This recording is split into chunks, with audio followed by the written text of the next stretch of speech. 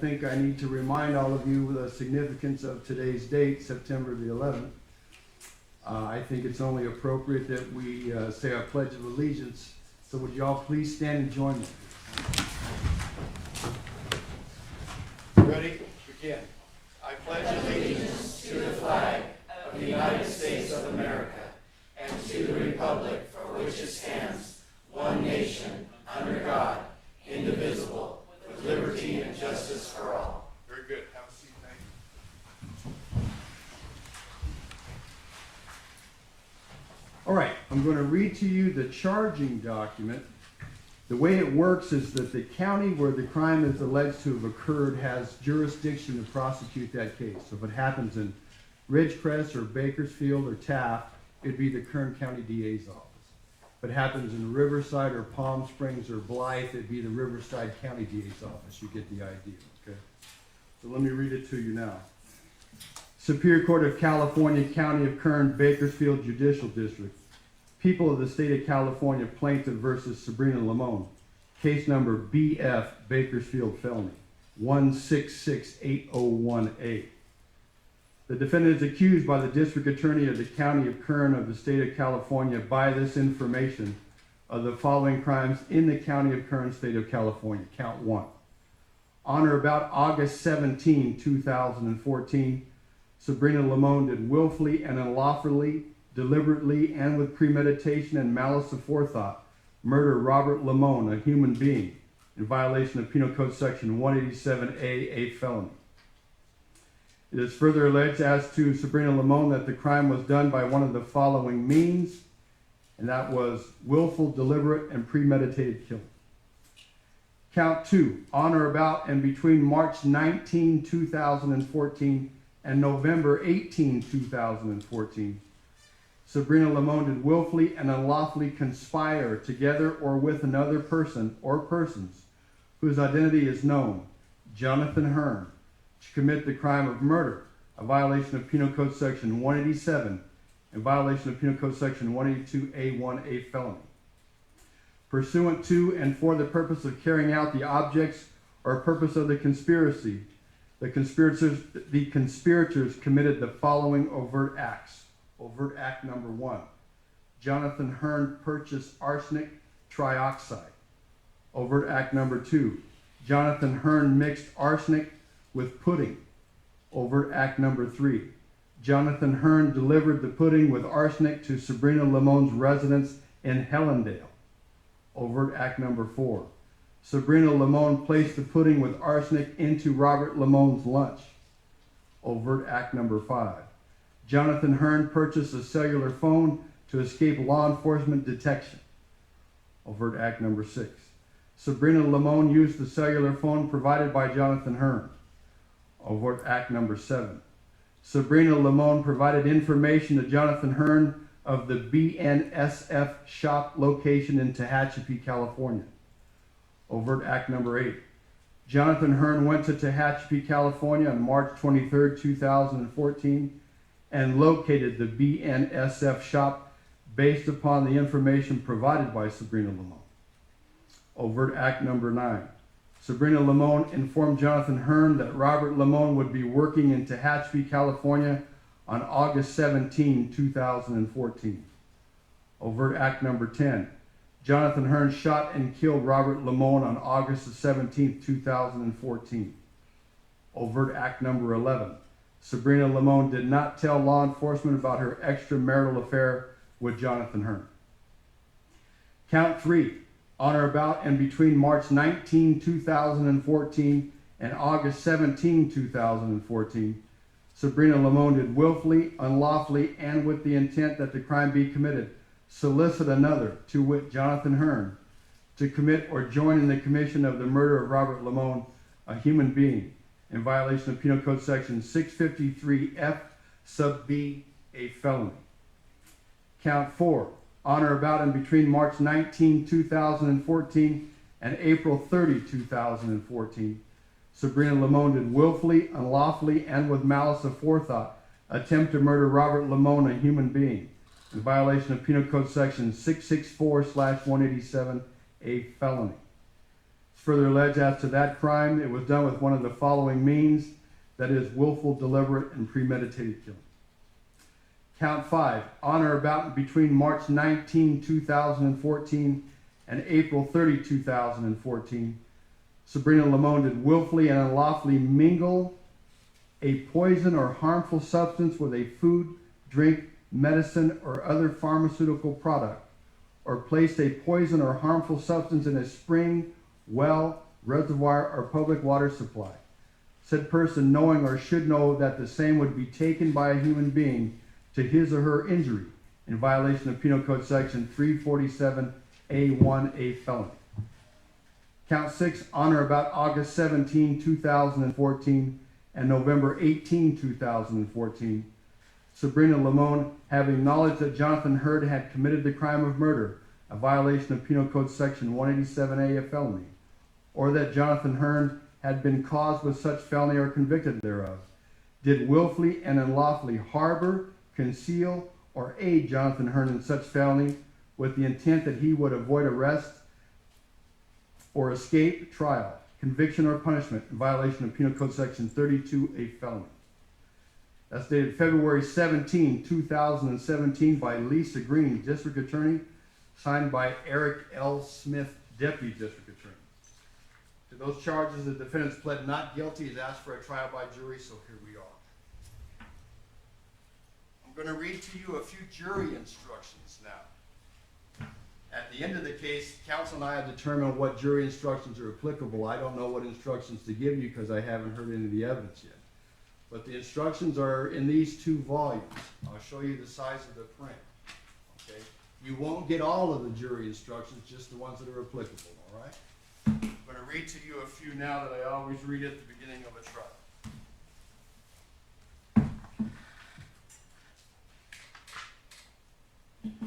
Counsel will be using Crimped. Jury service is very important. I'd like to welcome you and thank you for your service. Before we begin, I'm going to describe for you how the trial will be conducted and explain what you and the lawyers and I will be doing. When I refer to the people, I mean the attorney from the DA's office who's trying this case on behalf of the people of the state of California. That's Mr. Smith. When I refer to defense counsel, I mean the attorney who's representing Ms. Limon, and that's Mr. Terry. The trial will now proceed as follows. The people may present an opening statement. The defense is not required to present an opening statement, but if it chooses to do so, it may give it either after the people's opening statement or at the beginning of the defense case. The purpose of an opening statement is to give you an overview of what the attorneys expect the evidence will show. Next, the people will offer their evidence. Evidence usually includes witness testimony and exhibits. After the people present their evidence, the defense may also present evidence but is not required to do so. Because he is presumed innocent, the defendant does not have to prove that she is not guilty. After you have heard all the evidence and before the attorneys give their final arguments, I will instruct you on the law that applies to the case. After you have heard the arguments and instructions, you will then go to the jury room to deliberate. Our system of justice requires that trials be conducted in open court with the parties presenting evidence and the judge deciding the law that applies to the case.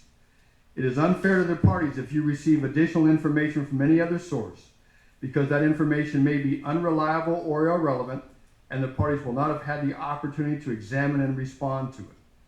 Your verdict must be based only on the evidence presented during this trial and the law as I provided to you. During the trial, do not talk about the case or about any of the people or any subject involved in the case with anyone, not even your family, friends, spiritual advisors, or therapists.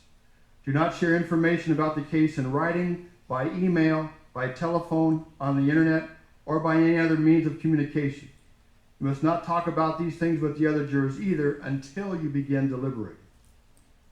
As jurors, you may discuss the case together only after all the evidence has been presented, the attorneys have completed their arguments, and I have instructed you on the law. After I tell you to begin your deliberations, you may discuss the case only in the jury room and only when all the jurors are present. You must not allow anything that happens outside the courtroom to affect your decision unless I tell you otherwise. During the trial, do not read, listen to, or watch any news report or commentary about the case from any source.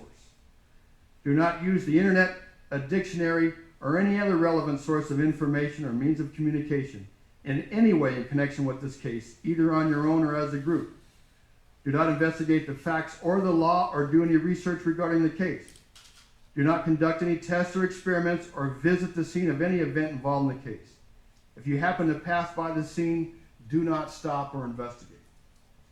If you have a cell phone or other electronic device, keep it turned off while you are in the courtroom and during jury deliberations. An electronic device includes any data storage device.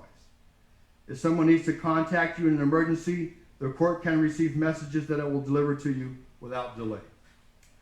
During the trial, do not speak to a defendant, witness, lawyer, or anyone associated with them. Do not listen to anyone who tries to talk to you about the case or about any of the people or any subjects involved in it. If someone asks you about the case, tell him or her that you cannot discuss it. If that person keeps talking to you about the case, you must end the conversation. If you receive any information about this case from any source outside of the trial, even unintentionally, do not share that information with any other juror. If you do receive such information, or if anyone tries to influence you or any juror, you must immediately tell our bailiff. Keep an open mind throughout the trial. Do not make up your mind about the verdict or any issue until after you have discussed the case with the other jurors during deliberations. Do not take anything I say or do during the trial as an indication of what I think about the facts, the witnesses, or what your verdict should be. Do not let bias, sympathy, prejudice, or public opinion influence your decision.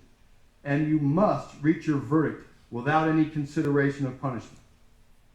I want to emphasize that you may not use any form of research or communication, including electronic or wireless research or communication, to research, share, communicate, or allow someone else to communicate with you regarding any subject of this trial. When the trial has ended and you have been released as jurors, you may discuss the case with anyone. But under California law, you must wait at least 90 days before negotiating or agreeing to accept any payment for information about the case.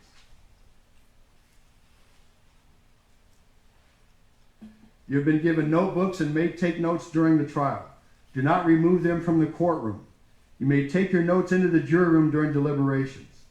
I do not mean to discourage you from taking notes, but here are some points to consider if you do take notes. Number one, note-taking may tend to distract you.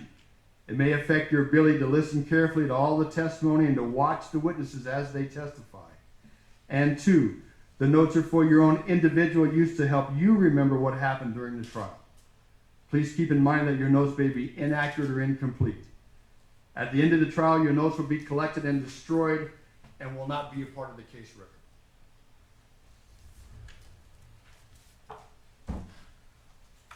All right, we'll now have the opportunity to hear opening statement from counsel. Because Mr. Smith has the burden of proof, he has the opportunity to go first. Mr. Smith, please.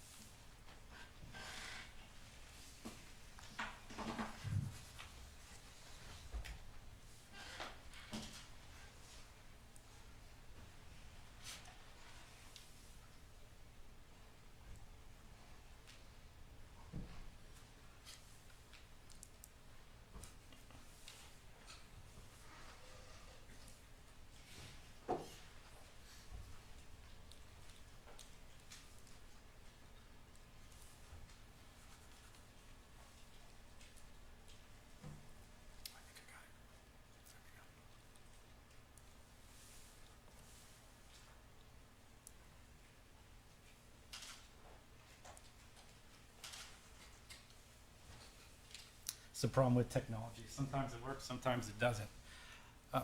What this case, where it occurs, is here in Kern County.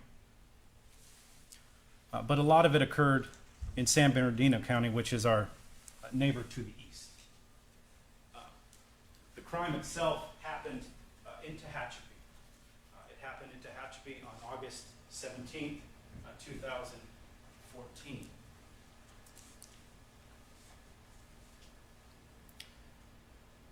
Robert Limon, Sabrina Limon, their two children, Robbie Limon and Leanna Limon, lived in Hellendale. It's a small desert community just north of Victorville As you can see, it's kind of northeast from Los Angeles. Highway 15 on its way to Las Vegas. It's just kind of off towards the west. They lived in Hellendale. Particularly, they lived at a residence 27250 Strawberry Lane. That was their residence there. Now, during this time, Robert worked for Burlington Northern Santa Fe Railroad, or BNSF for short.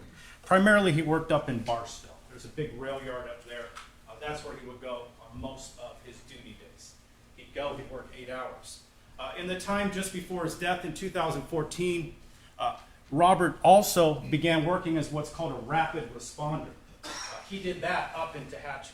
He would do that about 2 to 4 days a month. And what he did as a rapid responder is kind of spell other people that worked up at the industrial complex there in Tehachapi. So if somebody had a vacation day, somebody had a sick day, they'd give him a call.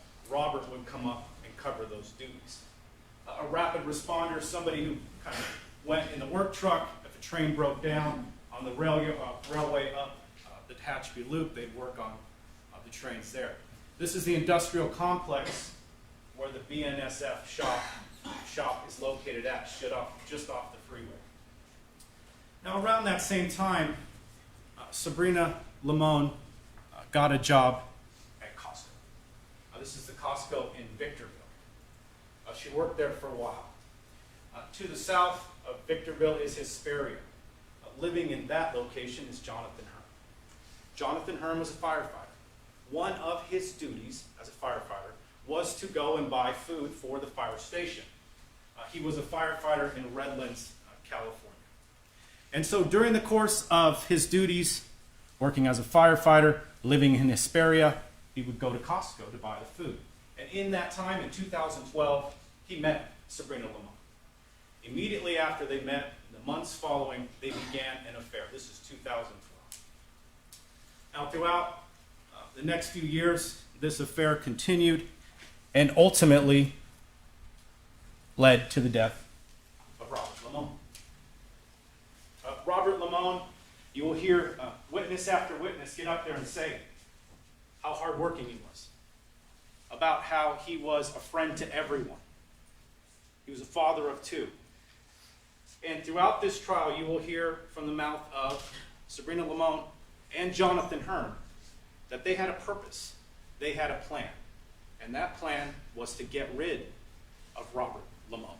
Why? So they could be together. Why? So she could get in excess of $300,000 in life insurance money. And also that she could get lifelong benefits from the railroad because Robert was killed while working at the railroad in Tehachapi. You will hear 2012, 2013 information about the affair, text messages back and forth, countless text messages, countless phone calls. You will see photos sent by Miss Limon. You will see letters that were written because there were some breaks in the relationship in 2013. Letters written by Jonathan in one of the breaks that happened in April of 2013, and then also in November of 2013. You will also hear evidence about Robert finding out about the affair and confronting Jonathan Herm. This happened in April 2013 and also in March of 2014. Into 2014, the affair continued.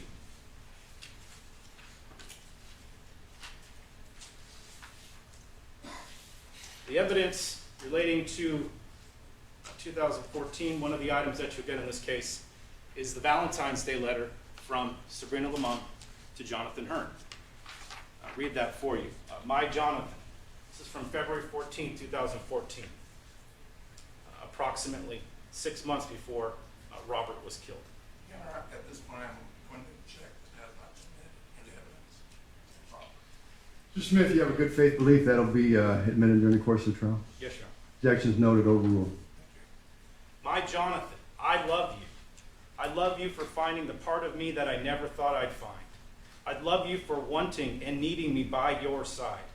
I love you for trusting me with your heart, your pride, your wisdom, and your soul. I love you for the intimate exchange we share.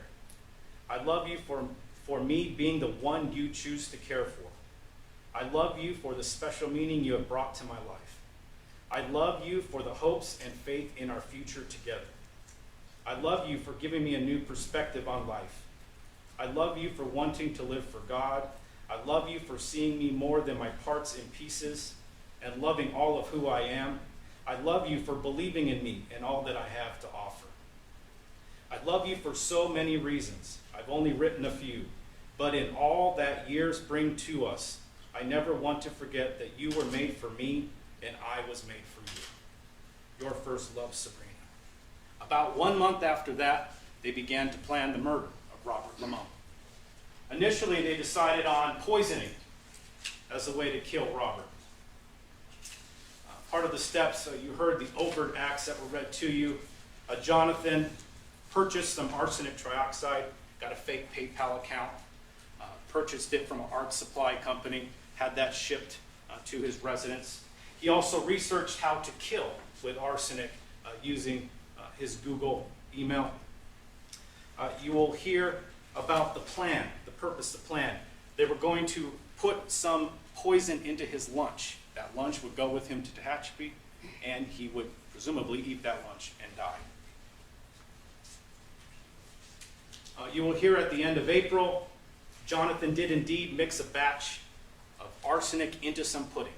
He made a large batch. From that batch, he put a smaller amount into a second Tupperware, mixed the arsenic into that, took the 2 batches to Miss Limon's home in Hellendale.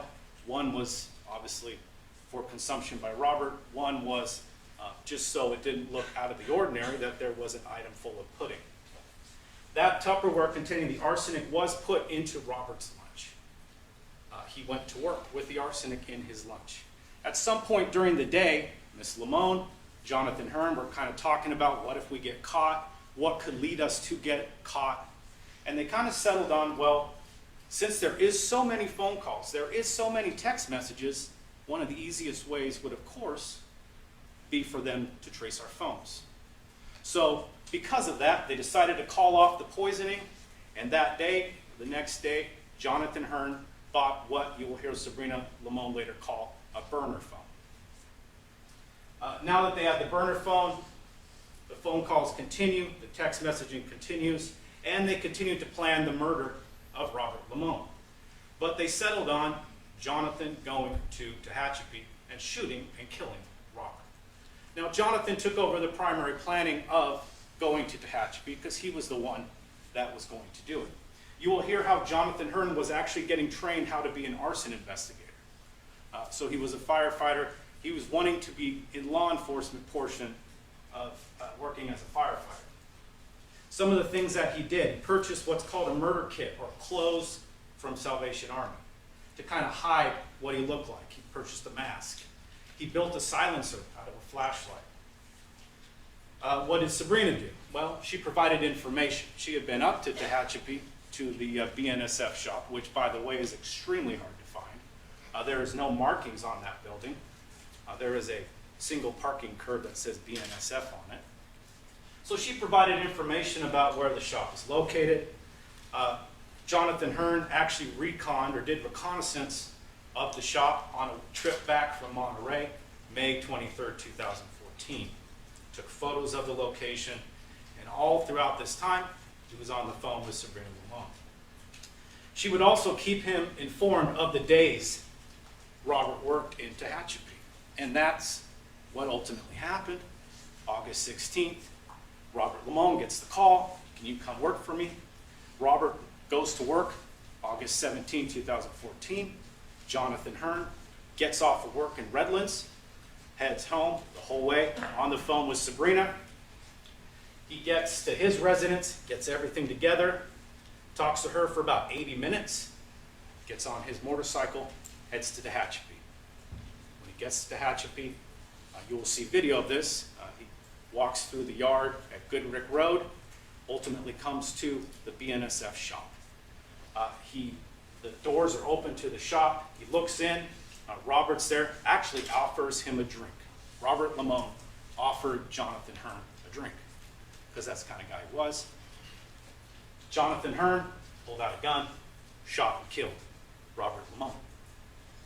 That day, Jonathan Hearn shot Robert twice.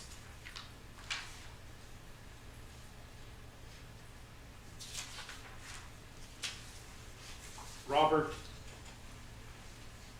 lay there, dying. Jonathan Hearn onto his motorcycle, left the area, drove home. Immediately when he got home, the first person he contacted was Sabrina Limon. Contacted her via text, contacted her via phone. You also hear about the investigation in this case. You will hear about the initial contact that law enforcement had with Sabrina Limon. And in any of these investigations, what do they ask? They want to know who had a problem with Robert, or if a wife had an extramarital affair. You will hear information that Sabrina Limon denied that Robert Limon had any beefs with anybody, even though you'll hear that Jonathan Hearn and him had gotten into it. You will hear that Sabrina Limon denied that she had an extramarital affair, even though she had a very long-standing affair with Jonathan Hearn. The investigation into Sabrina and Jonathan only began because family friends, Jason and Kelly Bernatine, kind of got a random letter from Jonathan and also saw Jonathan at Sabrina's home in the days following Robert's murder. And this kind of piqued their interest. Like, what's this guy doing? And because of that, they called law enforcement. Law enforcement said, who's Jonathan Hearn? They were able to get his DMV information. And sure enough, he had a motorcycle. That motorcycle matched some of the surveillance footage, or looked like the motorcycle on the surveillance footage. And from that, they began the investigation. Now, while the investigation was going on, because Robert was killed in August, the investigation took September, October, November before an arrest actually happened. Sabrina and Jonathan actually basically started a new life together. Jonathan Hearn would go over to her residence in Hellendale. Usually he would bring a family member in tow, just so it didn't look out of the ordinary. He would also come and stay the night. She would call him. He would go there late at night. After the kids were in bed, he would stay till the morning and he would leave. Evidence will show some of the text messaging that went back and forth between Sabrina Limon and Jonathan Hearn in this time frame. September 5th, 2014, this is 19 days after Robert had been killed. Sabrina sent the text message, "Oh, how I love you." Saying September 5th, "I adore you, Jonathan Hearn, you sexy guy." September 7th, 21 days after Robert had been killed. "I want to kiss you right now and not stop." Another text message that same day, "Ah, my poor guy. I love you so much, baby. Miss you so much tonight. I feel God's purpose and strength working in my life and in our relationship. I love you, Jonathan." 25 days after Robert was killed on, basically 3 years ago today, September 11th, 2014. "You are so good to me. We can only get better with God. That is so exciting. As so many look to others' lives and other things, we look to God. There is no greater peace to find. I feel super blessed." Again, this is 25 days after her husband had been shot and killed in Tehachapi. More text messaging on that same day, September 11th. "I got something practical for you today in town. It will one day be something we share in our home." That was part of their plan. That was part of their purpose. We're going to kill Robert. We're going to get together. We're going to raise the kids together. They were going to have a home together. 26 days after Robert had been killed. "Baby, I love you so much." That's with 11 O's. That's how much she loved him. Moving on to October 5th, 2014. "Baby, you are my partner in this life to live for God. I am so ready to live life fully for you. I will wait on God's time and trust in his plan, but I am ready for us." Ready for us is in all caps. "I need you, my Jonathan." And then last 2 months after the murder of Robert Limon, Sabrina sent this text. "I am in love with you deeply, a love that I've never felt before." That includes her husband, who she was with in excess of 10 years. This is a love she had never felt before. As the investigation continued, November 6th, a wiretap went into place. On November 7th, Sabrina was told by some friends who had connections in BNSF that there was a possible wiretap going on. So you will hear the whole entirety of what the wiretap, which took about 10 days. But a lot of that, they kind of knew that law enforcement was listening to them. What you can hear, though, is as little bits of information were provided by Detective Meyer, you can feel their voices get frantic. You can feel they know law enforcement is kind of closing in. And you will get that sense throughout the wiretaps. On November 18, 2014, Jonathan and Sabrina were both arrested. Sabrina told law enforcement that she had indeed told Jonathan where Robert worked and that Robert would be working the day of the murder. On November 20th, murder charges were brought against Jonathan. Sabrina was released from custody. This year, Jonathan Hearn agreed to testify against Sabrina Limon for 25 years, 4 months in prison. Following that, she was arrested. Here we are. Evidence will show that Robert Limon was killed for money. Evidence will show that Robert Limon was killed to replace him as the father to Leanna and Robbie. So Leanna and Robbie could be brought up by godly parents. You will hear that Robert Limon was removed as a husband, as a leader of the house, by both Sabrina and Jonathan. Again, this was their plan. This was their purpose. And at the end of the evidence, I will ask you to find Sabrina Limon guilty beyond a reasonable doubt of the murder of Robert Limon, the attempted murder of Robert Limon, the solicitation to commit the murder of Robert Limon, and the conspiracy to commit the murder of Robert Limon. Thank you. All right, thank you, Mr. Smith. Mr. Terry, now, sir, reserve. Please.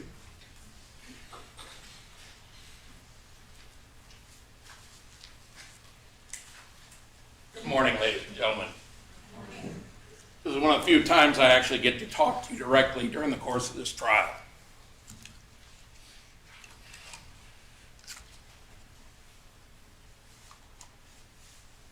As I told you during voir dire, Mr. Smith and I cannot talk to you at all when we see you in the hallway, if we see you in the cafeteria, or anywhere else outside of this courtroom and at the times that the court allows us to speak to you.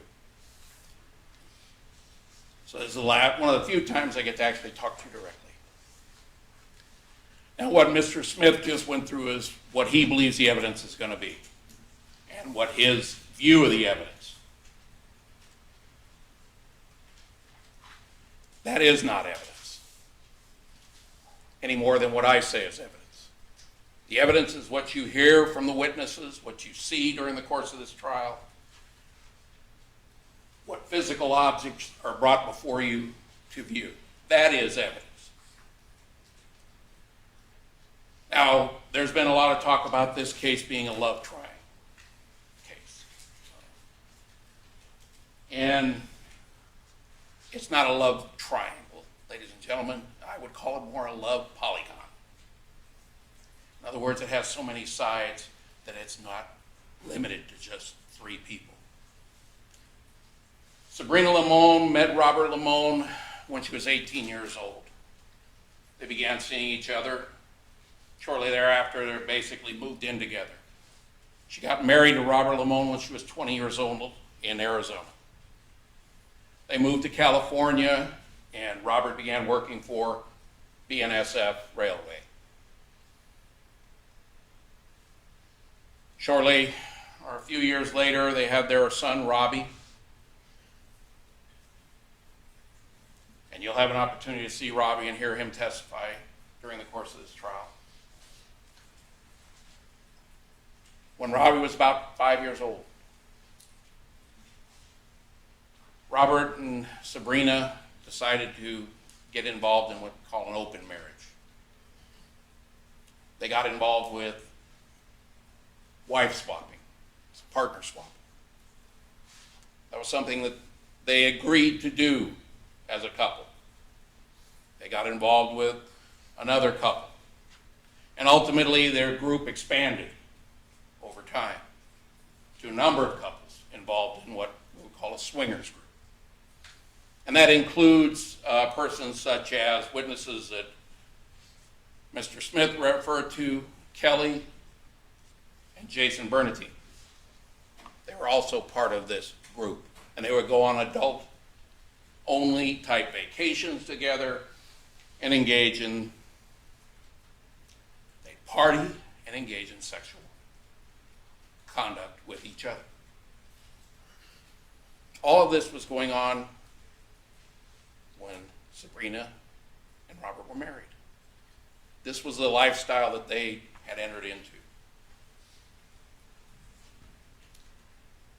A few years go by, their daughter Leanna is born. And you'll have an opportunity to see her during the course of this trial also.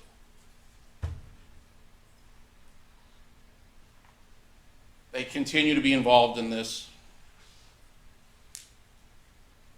swinging group. In 2012, towards the end of 2012, Sabrina begins working at Costco. And while she's working at Costco, and those of us who've been in Costco, you know, they little display cards where you get samples and that type of thing at the end of the aisle. I call it when people go grazing through Costco. She actually was one of the ones who did the samples at Costco for an independent company that they hired. She was working there, and she was approached by Jonathan Hearn. And he began engaging her in conversation, seeing her. Ultimately, she was somewhat flattered by the attention from a young man. She gave him her number. A few months later, somewhere end of 2012, beginning of 2013, Jonathan Hearn was at a local club where friends or family members were playing in a band that was playing there. And you'll see photos from that club of both Jonathan and a number of people in their group who were present, including the Bernatines. And Jonathan Hearn had worked with Jason Bernatine when Jonathan was a extra help, if you will, firefighter in San Bernardino County. Jason Bernatine is a San Bernardino County firefighter.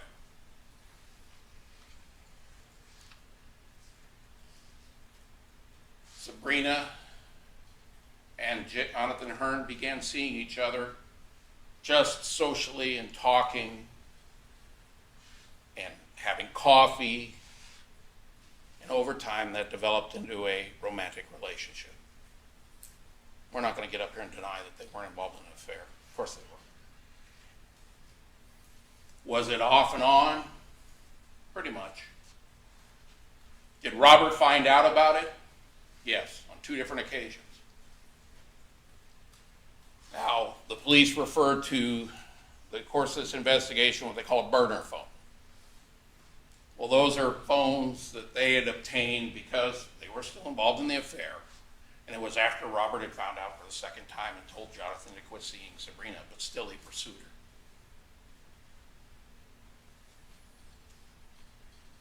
You'll hear from Jason Bernatine how intelligent Jonathan was and how he should not be a firefighter, he should be a doctor or a lawyer or something along those lines. And Jonathan kept pursuing Sabrina and pursuing her. And what it was is Sabrina, because of the relationship with her husband and the open marriage lifestyle they were living, began to feel less and less important and special to her husband. And she became enamored with the attention from Jonathan, a younger man, an intelligent man, such as she'd never heard speak before. And she fell in love with that feeling of being wanted just for herself, all of her, not just some sex toy that her husband kind of passed around. She fell in love with that feeling and could not let it go, and continued to see Jonathan. With regards to Mr. Smith's claim that this was for money, the only evidence that they have of that is that Ms. Limon received the death benefits as a result of her husband being murdered by Jonathan Hearn. As far as any evidence that Ms. Limon knew that Jonathan Hearn intended to kill her husband, the only evidence that the people have is Jonathan Hearn, an admitted, cold-blooded, calculating killer who stalked her husband and killed him. Now, Mr. Smith talks about the poisoning. And Jonathan Hearn will testify about having made this banana pudding and taken some over to Sabrina to give to Robert to kill him. The only evidence they have that there was anything delivered to Sabrina Limon that purportedly had this poison is from Jonathan Hearn. There's no physical evidence. There's no Robert got sick. There's nothing. Jonathan Hearn will also testify that he tested the poison on a dog, a neighborhood dog. And said, well, I believe the testimony would be that, well, it was an annoying dog. I put it in some salmon, threw it over the fence, and I didn't hear the annoying dog anymore. That's what his claim will be. When he's asked whether or not how he made the pudding, he won't be able to remember that. All these things that he planned out in detail, but some things his memory kind of fizzles away.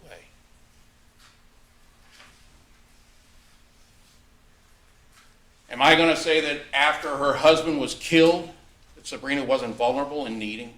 Absolutely. She had Jonathan there, and he was there, man. He was right there immediately after her husband was killed. She was vulnerable. She felt loved. She felt she needed someone to lean on, and he was there to fill that role.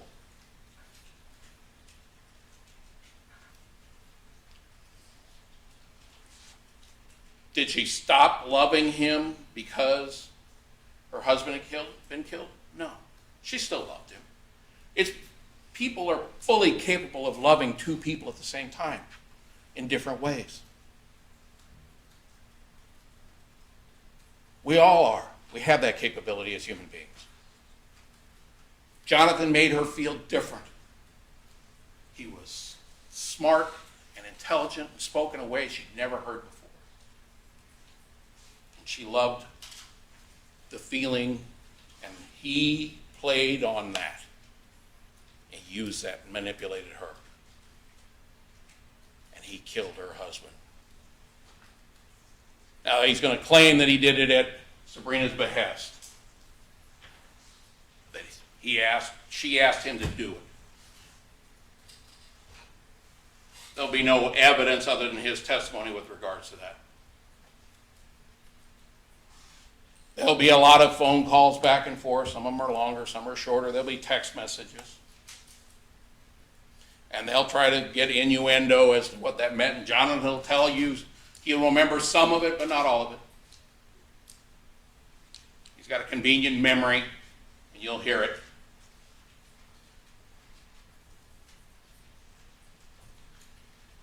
There's no discussion of if if we do this, we'll get money.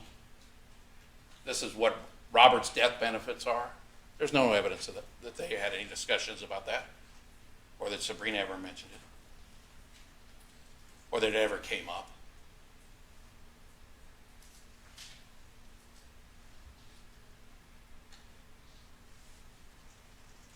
With regards to the conversations with Detective Meyer and not telling him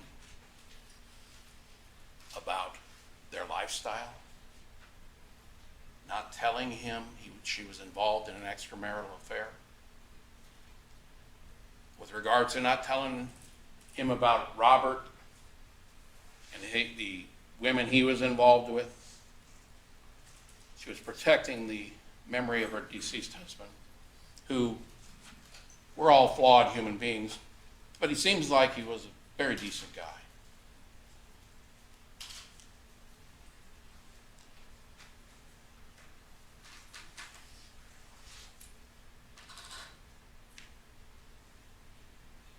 But there's the only evidence they have that Sabrina was involved is Jonathan.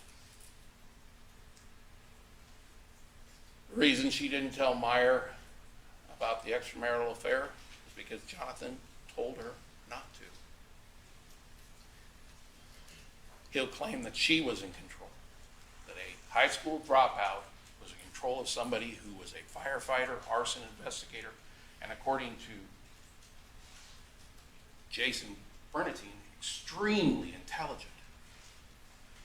As we'll find out, he'll come in and claim that he's a conservative Christian. And it was homeschooled and raised in a Christian family.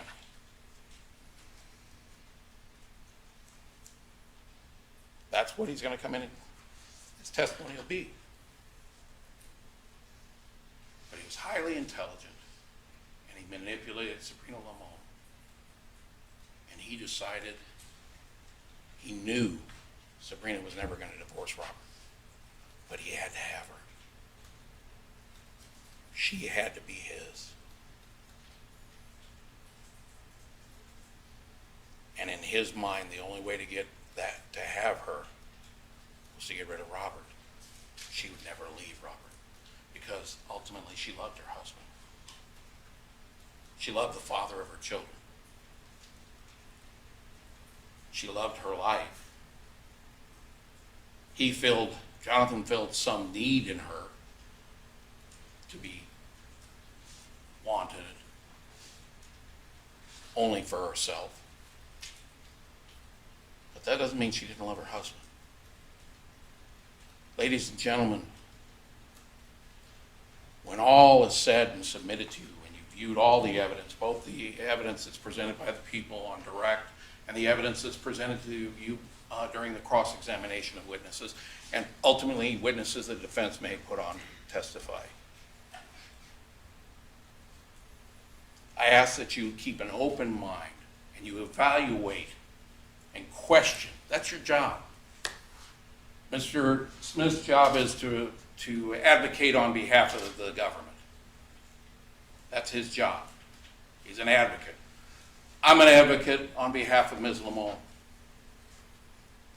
Your job is to question everything, to look at everything, to judge everything,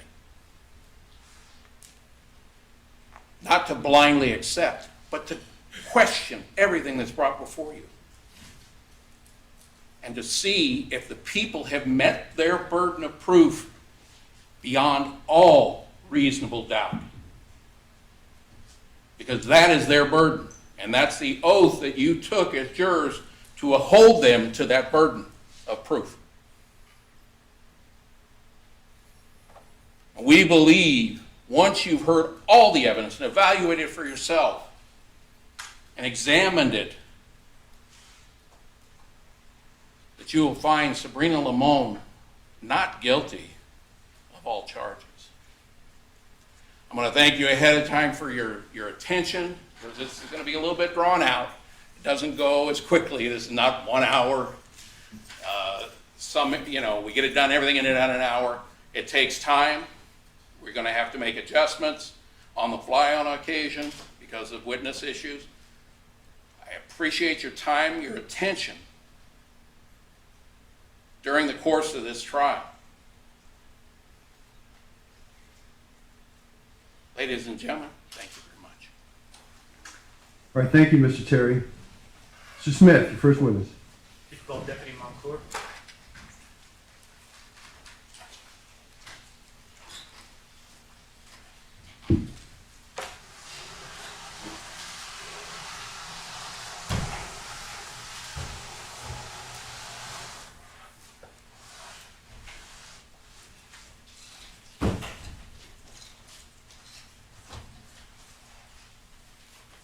Sir, could you step up to the podium, raise your right hand, and be sworn, please? You solemnly state that the testimony you shall give in this matter shall be the truth, the whole truth, and nothing but the truth, so help you God? Yes. Come on up, have a seat.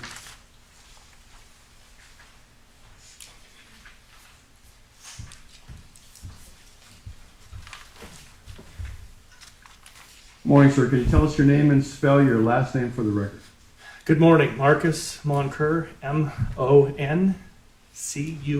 Your witness. How are you currently employed? I'm a senior deputy with the Kern County Sheriff's Office. How long have you been employed as a Kern County Sheriff Deputy? 13 years. What is your current assignment? My current assignment is I'm assigned to the Electronic Monitoring and Sheriff's Parole Program. What was your assignment back in 2014, August timeframe? I was assigned as a patrol substation patrol senior deputy or detective to the Tehachapi substation. Now, on August 17th, 2014, did you receive a dispatch to 1582 Goodrick Drive? I did. What's the reason for the dispatch, if you recall? It was originally dispatched as a suspicious circumstance where a coworker had shown up to work and found his coworker bleeding, and the interior of the business was ransacked or searched through. Do you recall the approximate time that you received the call out? It was about 1847 hours.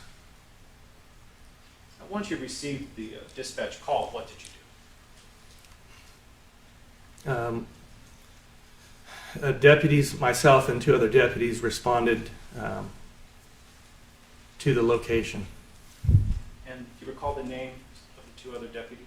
Yes, sir. It was Deputy Fernandez and Deputy Newell. Do you recall who arrived first? I did. Now, the location 1582 Goodrick Drive, had you ever been there before? Yes and no. And had you ever been there on a police call out? No. Now, when you were dispatched, were you given a particular location that you should go to?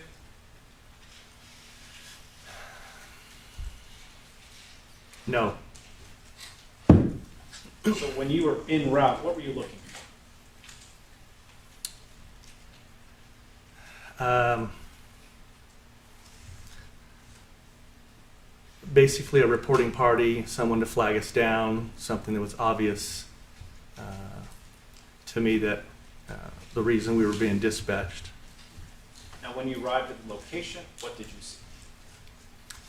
When I pulled through the complex, I saw a man, his name's Sean Ware, kneeling probably about 50 yards away from a roll-up door. Was that door open or closed? It was open. Once you observed Mr. Ware, what did you do? I got out of my car to approach him to ask the nature of what was going on. What was his condition?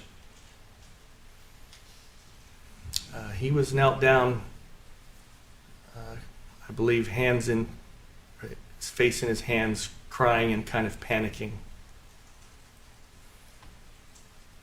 What did you do once you made contact with Mr. Ware? I didn't make any verbal contact with him. I was just able to get close enough to see his demeanor. Deputy Fernandez was essentially right behind me.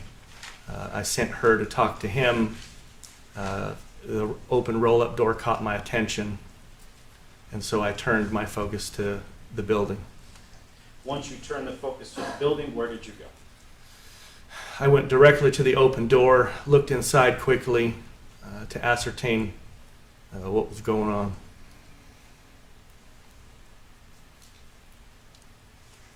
What did you see? I saw a Chevy pickup with a service-type tool bed sitting parked inside the roll-up door, and then a man's body that was later identified as Robert Limon laying against the front driver's side wheel of that pickup. Prior to entry into that location, did you see any signage that kind of told you what business this was? No. Now, once you entered, what did you do? I took a direct approach to the body,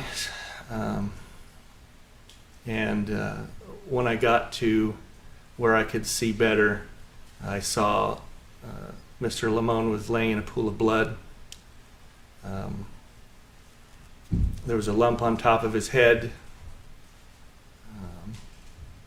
His one eye was almost shut, and the other one was close as well, and I saw signs of lividity in his arm. You say signs of lividity. What do you mean? Lividity is the settling or pooling of the blood when the heart stops pumping to push it through your body, and it tends to start to turn kind of a purple color.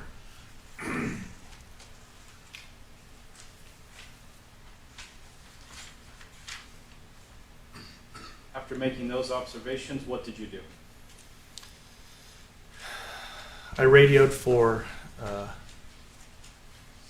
medical personnel,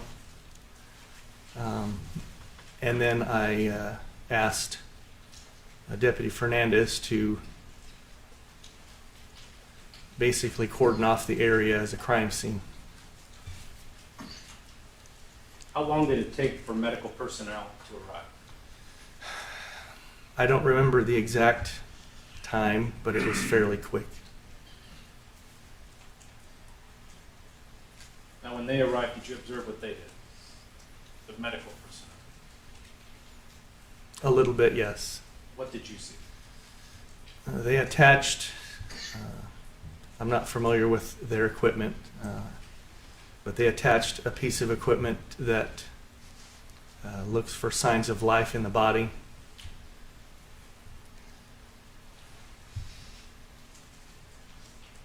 Now, you directed the other deputy to cordon off the area. Yes. Did you observe what area was cordoned off?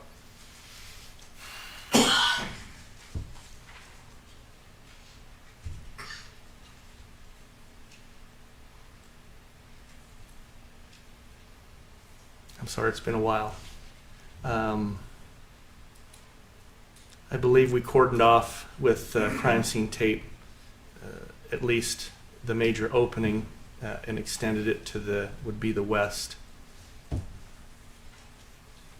Based on that cordoned off area, did you do anything else? I started a crime scene log, which I maintained for the duration of the initial investigation. What is a crime scene log? Crime scene log documents who enters the crime scene, at what time, how long they're there, when they left. It would document who they are, what rank they are, that sort of thing. Did you make any contact with other law enforcement personnel, such as detectives? I did. What did you do? Procedural wise, with a homicide call out, detectives like to have a brief on the information that we have, so that kind of brings them up to speed as to the nature of why we're there, what we've seen, what's been done, and then they formulate their investigation, what they need to do after that. So you briefed detectives on scene. I did.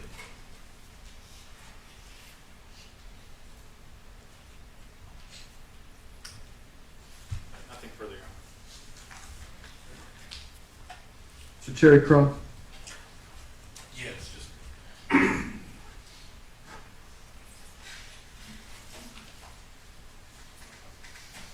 Good morning, Deputy Montecore. Good morning, sir. You indicated you arrived on scene, I believe it was around, was it 1852 hours?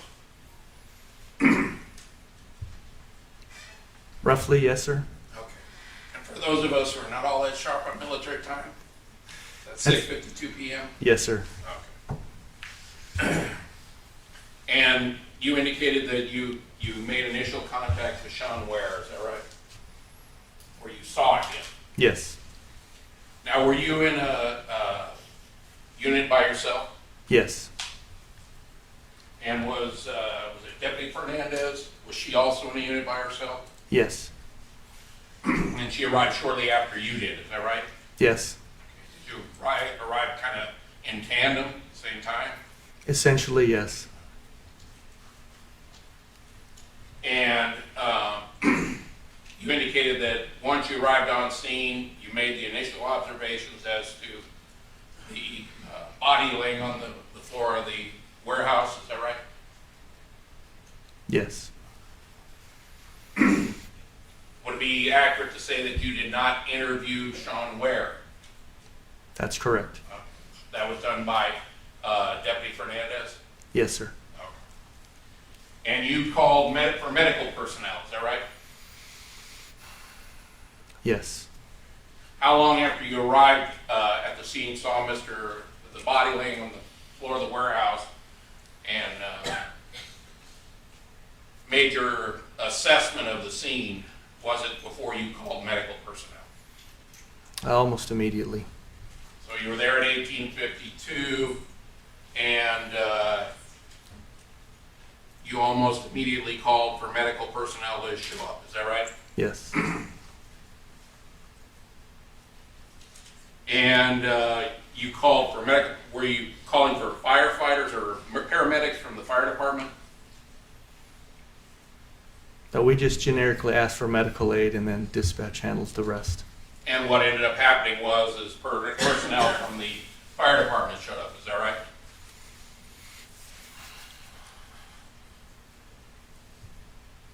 I don't recall specifically if they showed up first or not, but that wouldn't be uncommon. Well, have you reviewed you said you prepared the crime scene access log, is that right? Yes. Did you get an opportunity to review that prior to your testimony here today? No.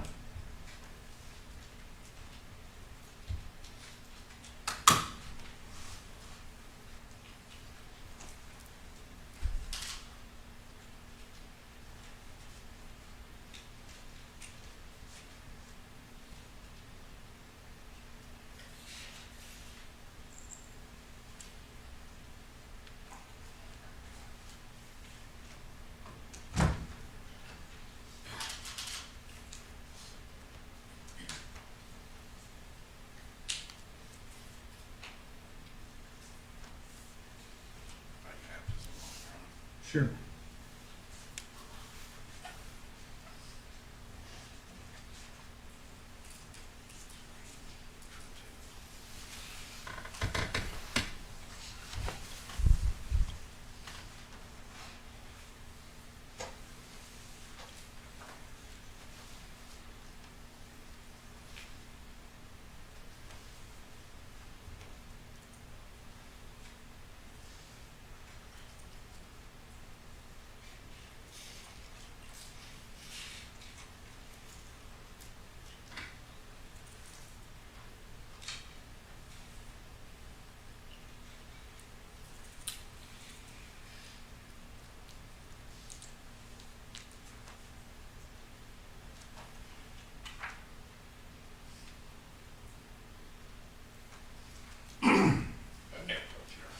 Please.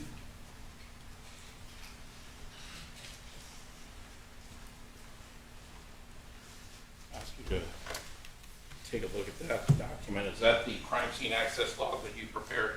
Yes. And does it indicate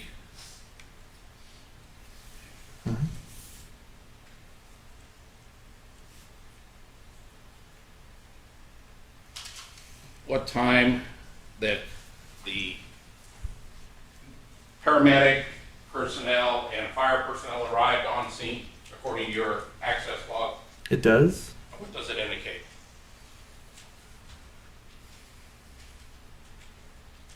Looks like the fire department showed up first. And what time did they show up? 19:21 or 7:21 p.m. Well, that's the date and time they were out, was it not? Didn't they show up at 18:56 hours? I'm sorry, sir. Yes. So 4 minutes after you called them, they arrived on scene. Is that right? Yes. Okay.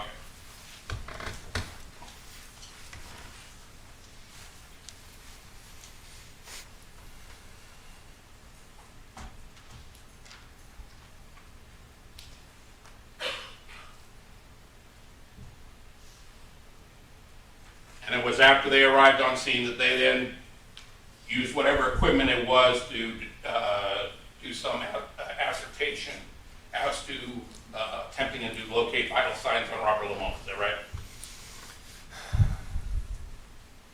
right? I don't recall the fire department doing that. Well, certainly the paramedic would have done that, right? Yes. And the paramedic arrived at the same time as the firefighters, did they not? Yes. And left approximately 3 minutes after the firefighters had left, right? Yes. I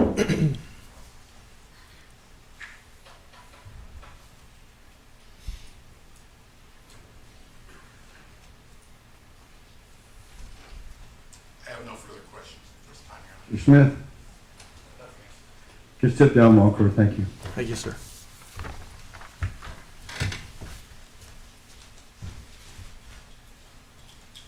Smith, your next witness. Call Deputy Alvarez.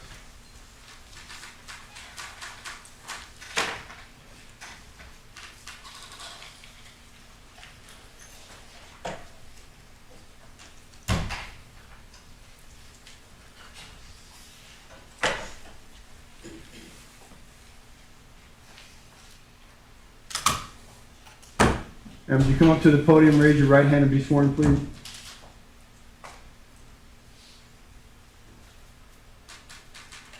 You do solemnly state that the testimony you shall give in this matter shall be the truth, the whole truth, and nothing but the truth, so help you God? I do.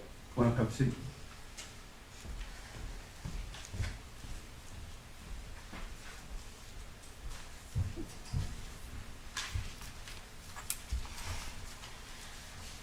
Good morning, ma'am. Can you tell us your name and spell your last name for the record? Good morning. Anna Alvarez, Alvarez. Your witness, Mr. Smith. How are you currently employed? Deputy Sheriff with the Kern County Sheriff's Department. How long have you been employed by the Sheriff Department? About 5 years. What's your current assignment? Transportation. What was your assignment back in August of 2014? I was working patrol in Tehachapi. Now, on August 17, 2014, were you dispatched to 1582 Goodrick Drive? Yes. Why were you dispatched to that location? We received a call for a male not breathing or bleeding.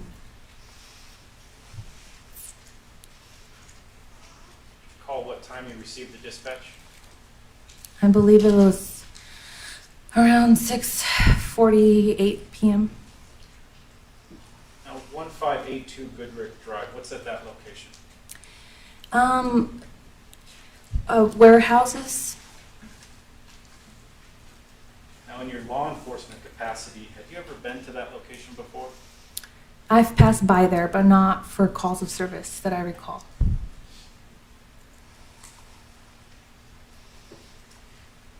When when you arrived on scene, do you recall if you were the first deputy to arrive or the second?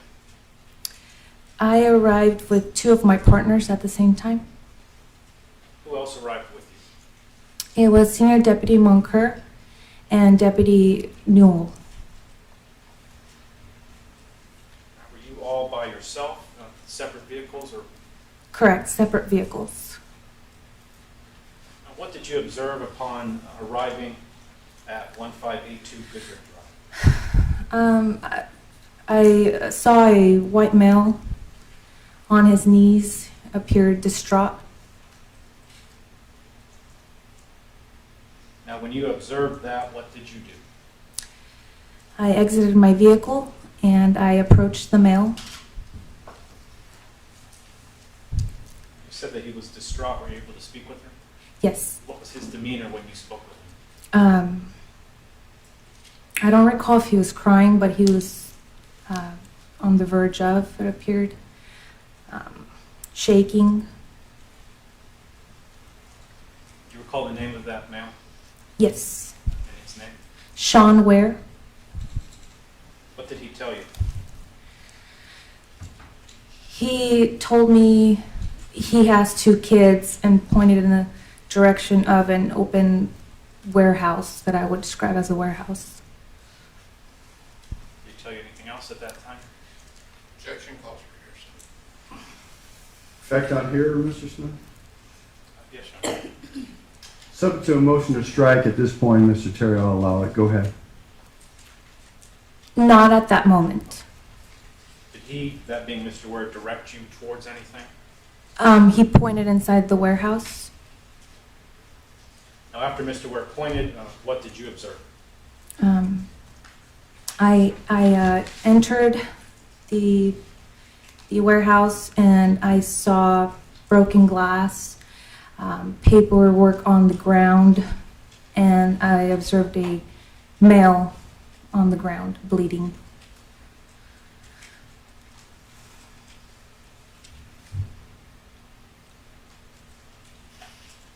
Now, the male that was lying on the ground, did you approach that individual? Yes, At any time after you approached the male, did you take photographs of the scene? I did. Your Honor, if I may approach Please. at an item previously marked as being blocked. You seen those, Mr. Terry? Yes. All right. Witness. If I may approach the witness. Yes, that's marked as what, counsel? People's one, Your Honor. Got it, thank you. Deputy, if you could review those photographs, please.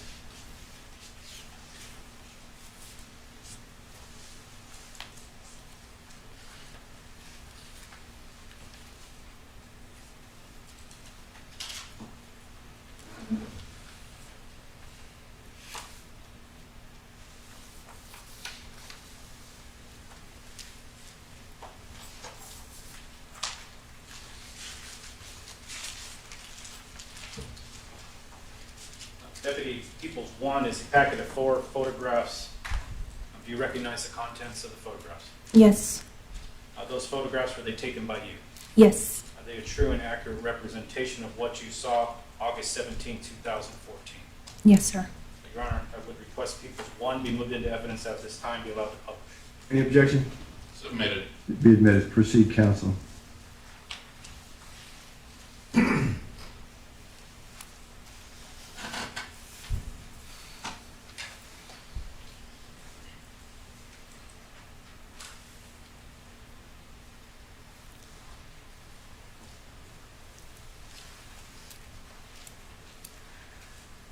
Deputy, starting with page 1, People's One, if you could describe the photograph, please. That is the entrance of the warehouse, a work truck, an open refrigerator door, and the male I observed on the ground.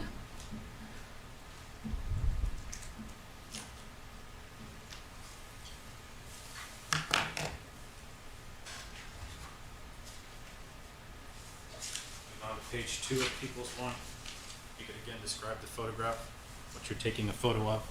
That is a closer version of the first photograph with the same male on the ground and the open refrigerator.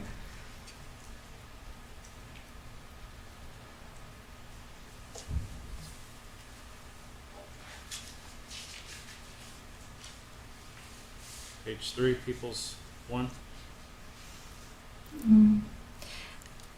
A further away version of the open warehouse.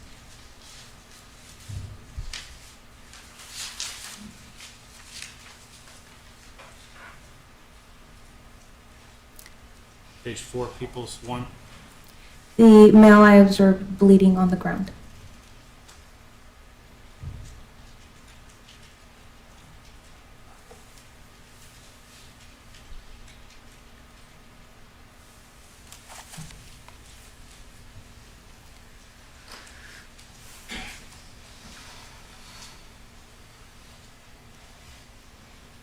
Initially, you made contact with Sean Ware. Did you make a subsequent contact with him? Yes. Okay, what did you do in relation to Sean Ware? I asked him what he could tell me. And where did you interview him at? It was in the parking lot area of far away from the warehouse Why did you take him away from the warehouse? to prevent scene contamination. Did you at any time assist in cordoning off the perimeter? I did. And where did you do that at? All around the warehouse onto the parking lot area and around some C trains, I believe.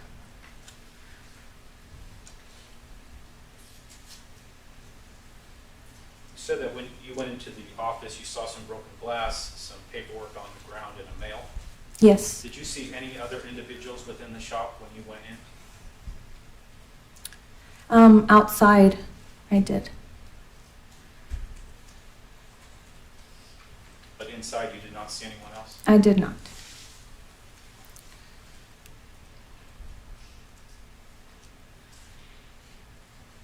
Nothing further. Cross, Mr. Terry? No questions, Your Honor. You step down. Yep. Thanks so much, sir.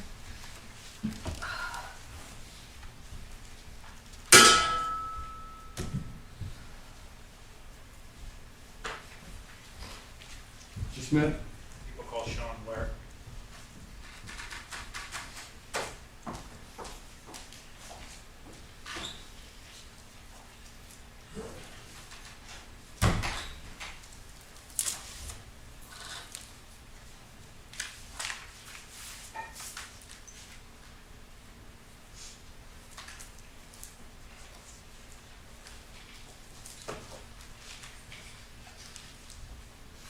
Sir, could you step up to the podium for us, please? Raise your right hand and be sworn. You do solemnly state that the testimony you shall give in this matter shall be the truth, the whole truth, and nothing but the truth, so help you God? Yes. Come on up, have a seat, please, sir.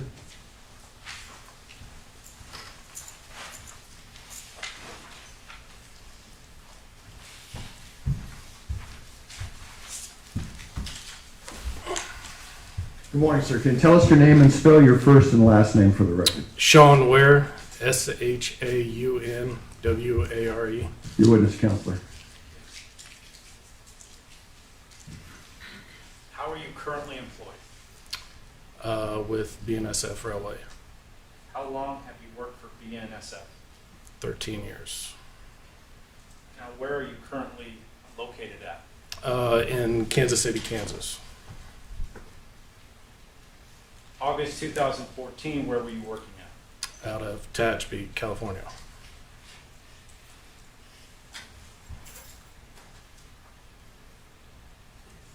Moving back to August 2014, how long had you worked up in Tehachapi?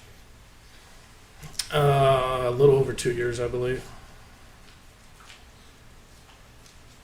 You said that you had been with BNSF now 13 years. Prior to those 2 years, where were you at? I worked out of a town called Marceline, Missouri.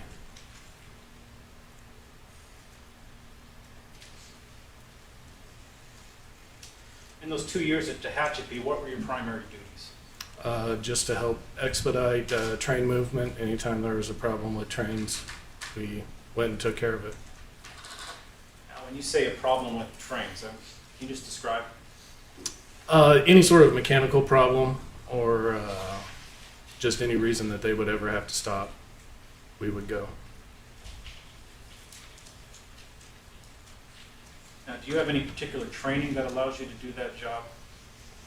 I'm qualified with my employer to do that job. I guess the nature of my question is, do you have a particular skill set that Yes. allows you to do that? Yes. If you could describe what that is. I'm an electrician by trade, and by that trade, that's only referenced to locomotives only. So I also have to be qualified to work on rail cars. The 2 years that you worked in Tehachapi, what were your duty hours? 12-hour shifts, 7 a.m. to 7 p.m. 3 days on, 3 days off. The location that you worked in Tehachapi, can you describe just the shop? It's a shop that's multiple shops enclosed into a few different buildings. Each building housed probably 3 different individual companies, so to say, inside of them. Now, as for BNSF, how many shops did they have in there? Just one. Just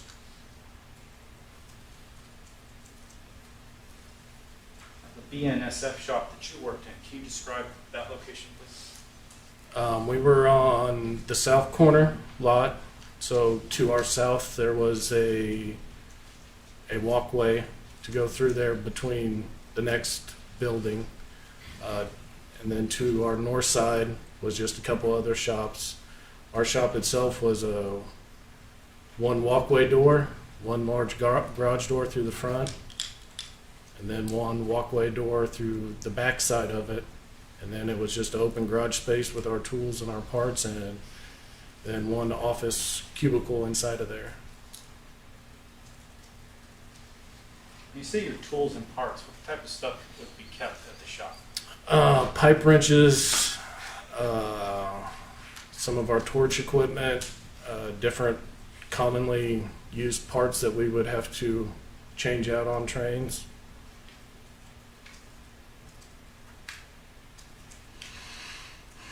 How many employees worked out of the BNSF shop in Tehachapi? 4.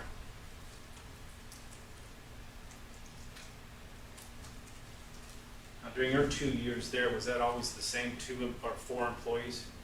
2 of the guys had retired in my time frame there, so 2 other guys came in than the original ones when I first started there. In August of 2014, what's the names of the 3 other responders that worked there besides yourself? Corey Hamilton, Ryan Galindo, and I don't remember who the 4th one was. Do you know anyone by the name of John Justice? He was a reliever for us. He wasn't a permanent one. We might have been in a transition time of hiring a 4th person. Inquire then, in your 2 years, who retired? John Seaman and Dennis Stankovich.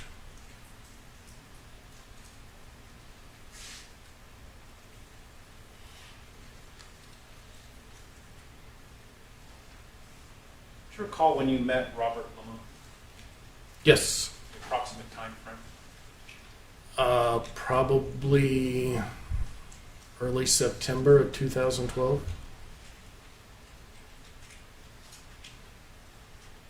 And how did you come into contact with Robert? At work in Hatchapee. What was the purpose for Robert working up in Tehachapi? What were his duties? His was the same as mine, but he would come in as a reliever. So if any of us needed days off, that's when he would come up and work those shifts. Did you ever call Robert and ask him to come work for you? A few times, yes.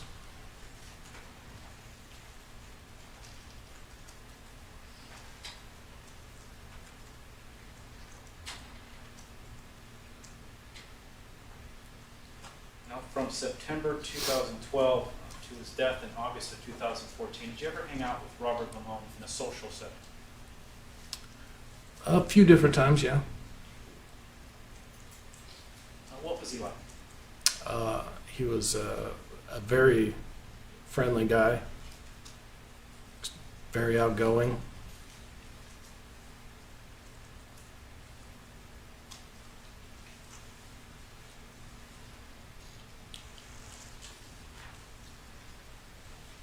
Now, during your time socializing with Robert, did you meet his wife as well, Sabrina Limon? No, I did not. Did you ever meet his children? I have since then, but not in that time frame.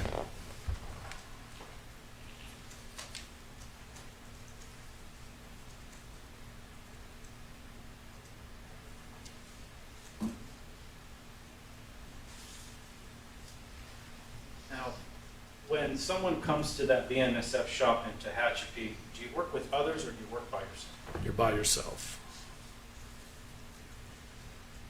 So in those 2 years, did you ever work with Robert? No, not work with him, but I mean, he would either, I would come in and take over for him or vice versa. Did you ever have any problems with Robert? No, Did you ever get into any big arguments? no.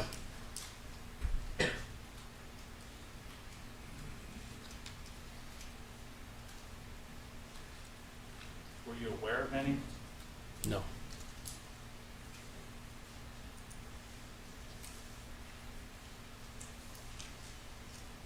Mr. Smith, is that a good spot for recess?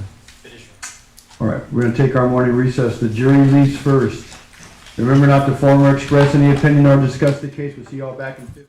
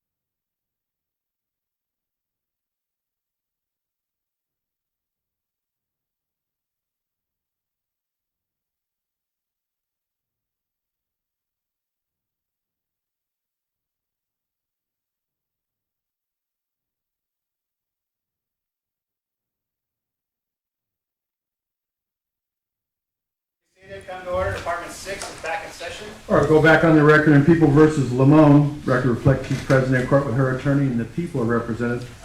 We do have all 12 plus 4 in the box and Mr. Ware on the stand still subject to direct. Mr. Smith, if you'd like to continue. Mr. Ware, I'm going to take you to August 17, 2014. You recall the day? Yes. Now, had you worked earlier that day? I worked the night before, previous. That morning at 0700, who was your relief? Rob was. I'm sorry. Sir, could you speak? Rob was. There you go, thank you. Do you recall what time Robert arrived August 17th to Tehachapi? It was probably at least 15 minutes before 7. Did you spend any time with Robert that day? I stayed there and I probably talked to him for 30, 45 minutes. Do you recall what you talked about? The main thing I remember him asking me is he had an iPod that wasn't working and asked if I could help him fix it.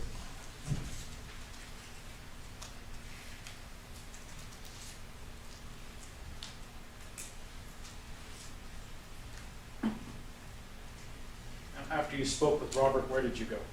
Home. Now, did you return later that day? Yes, I was to work that night to relieve Rob. So when your schedule of 3 on, 3 off, you work 3 evenings in a row, or 3 nights in a row? Correct. What time did you arrive at work, August 17th? I believe it was about 15 minutes before 7 that I got there. Is that 15 minutes pretty standard for you guys? Up in town? Not necessarily, but for certain ones of us, we always would try to show up at the same time. Now, when you arrived, what vehicle were you driving?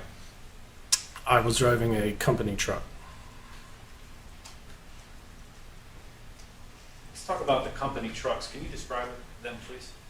They were 2012 model Chevy extended cab trucks with utility beds on them. What type of equipment was contained within the utility beds? Same rail parts, tools. Were there any cameras within the vehicle? There were cameras in the cab of the truck. Where was the camera mounted? The camera is mounted underneath the rear mirror inside the cab, and it's actually 2 cameras that point looking out and then in at the cab.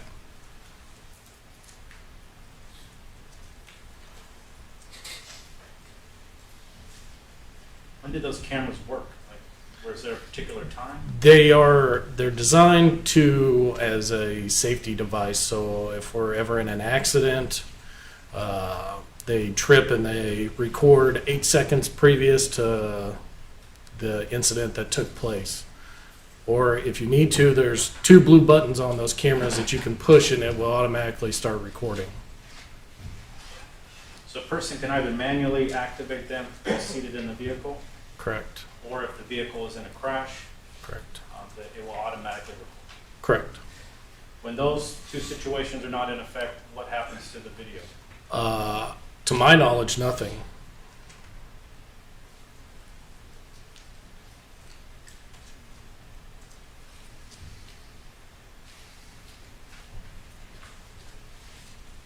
Back to August 17, 2014, when you arrived at Goodrick Drive, what did you see?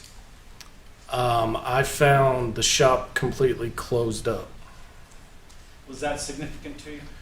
I found it unusual because normally Rob would not leave the garage in that way. He was normally ready to go. So the garage door was normally open. The signs of it being closed up was that he wasn't there.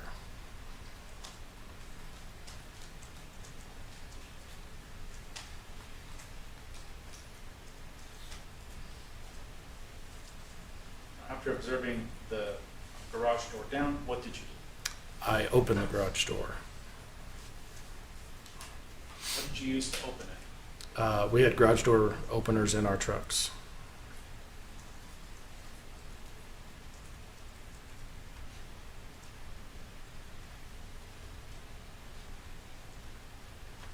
Door open, what did you see? I seen the truck that Rob would have been using parked inside.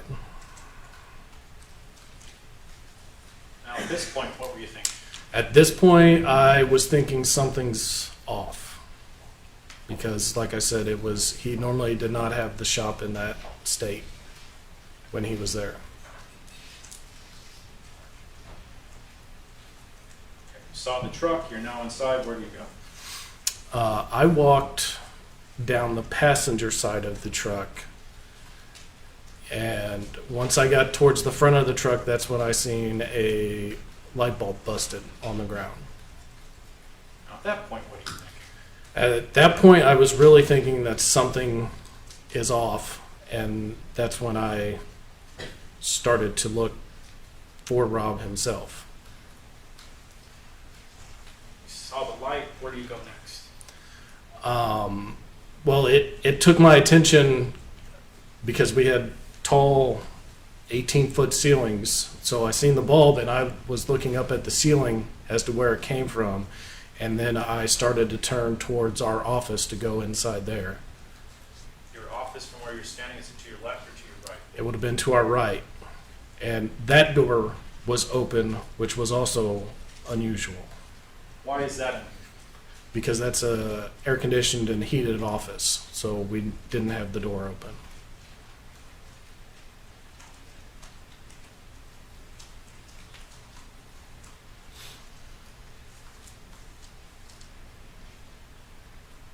And when you went to where the door was open, what did you see? That's when I seen our office tore apart. What did you think at that point? At that point, I knew something is wrong because, for one, I still had not seen Rob yet. Where'd you go from there? I turned back out of the office. Directly across is it's kind of a kitchenette. It's just a sink and a bathroom and a refrigerator. And right when I turned, I was able to see the bathroom door was open and that the refrigerator was opened. Did you then walk towards the refrigerator? That's when I started walking towards the refrigerator and the truck. As you approached, what did you see? As I got probably midway to the truck, that's when I caught a glimpse of blood on the floor.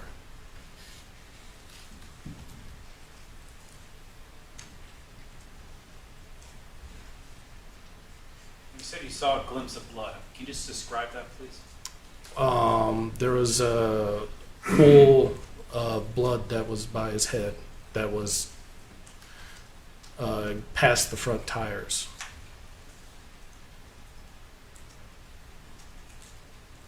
After you saw the pool of blood, what did you do? That's kind of when I came further around and seen him, and I knelt down to him and was trying to talk to him and trying to get him to wake up. And when you said you came around, are we talking front of the vehicle, back of the vehicle? From the front of the vehicle. After you walked around the front of the vehicle, how was Robert's body positioned? His head and his shoulders were kind of leaning up on the front tire of the driver's side.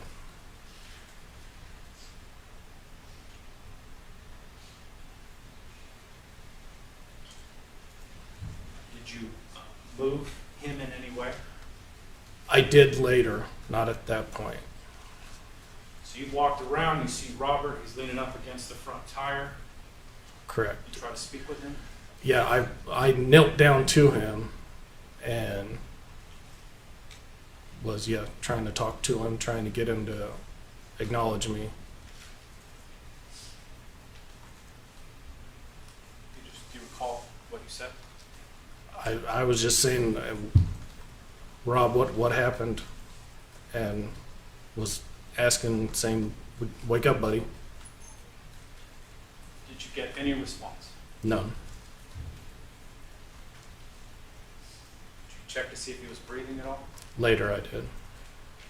So after you spoke with him, or you tried to, I guess, wake him, what did you do? I would say within seconds when I realized that he was not going to respond, that's when I called 911.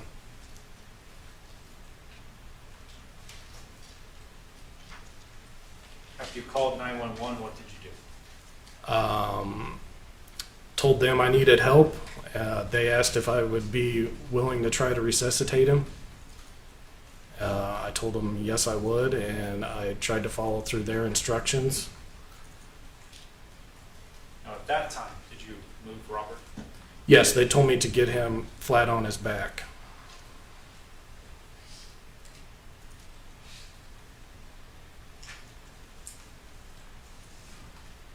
After they told you to put him flat on his back, what did you do? That's when they wanted me to check to see if I could hear him trying to breathe.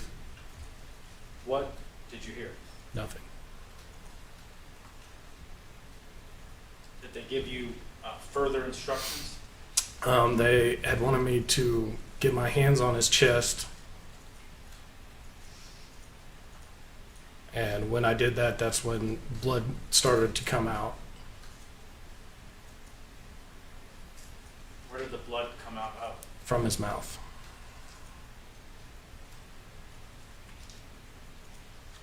Did you push on his chest or just place your hands on his chest? It was really, they wanted me to start compressions on him, but it was merely just me, just the weight of my hands on him was able to make it.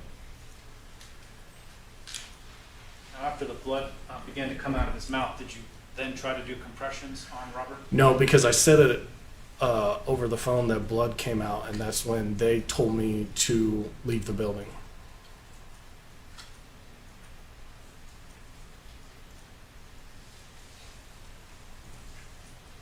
Where did you go?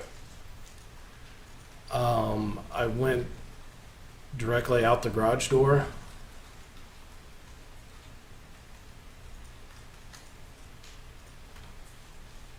Do you remember what you did next?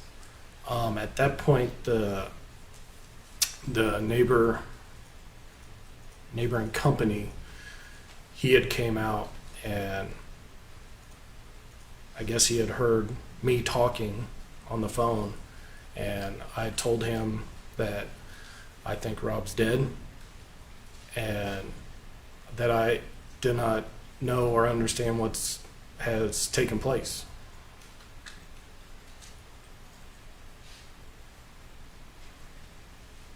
Now, the neighboring business, do you remember the name of that person?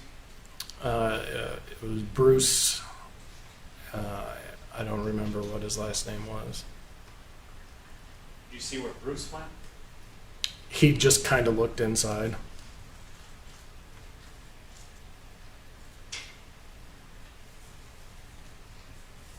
Now, were you present when law enforcement arrived? Yes. About how long after you made your call was it until they arrived? The 911 wanted me to stay on the phone until they got there, and it was within minutes. And when they arrived, you recall being on the ground? Yes. Okay, what was your position? I believe I was knelt down, probably on both my knees.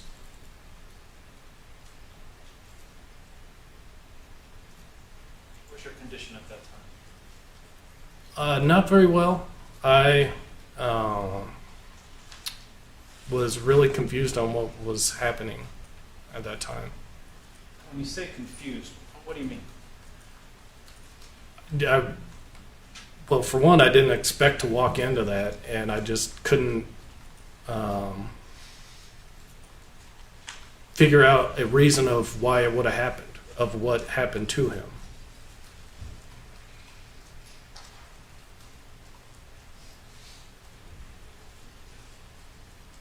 Now, did you speak with deputies on scene August 17th? Yes. Do you recall who you spoke with? I spoke to both of the first two that arrived there. Do you recall their names? I know it's been a while. No. Did you see some witnesses come in and out? Yes, I Did you recognize either? Yes, I did. Okay. Seated to my right is a Detective Meyer. Do you recognize him? Yes, I do. Do you remember speaking with him as well? Yes.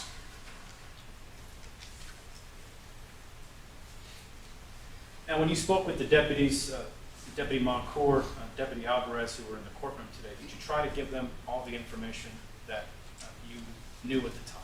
Yes. Did they inquire whether or not, if you knew whether Rob had any enemies or arguments? Yeah, I was asked that. And what did you tell him? That I don't believe there was anybody that would be mad at him. And why did you tell them that? Because that's just the type of person Rob was. But you did try to give them everything you knew. Correct. Now, later on in the investigation, did you provide fingerprints to law enforcement? Yes. Did you provide a DNA Yes, I did. swab?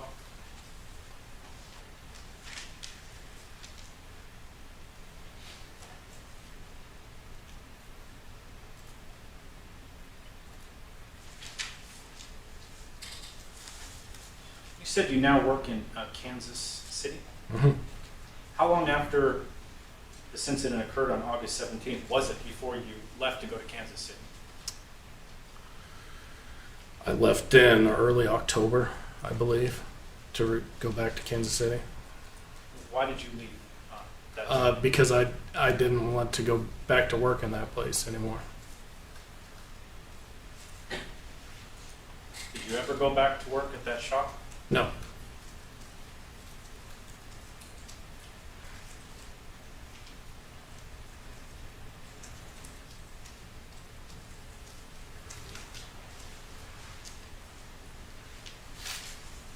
Nothing further. So Terry Croft. Yes.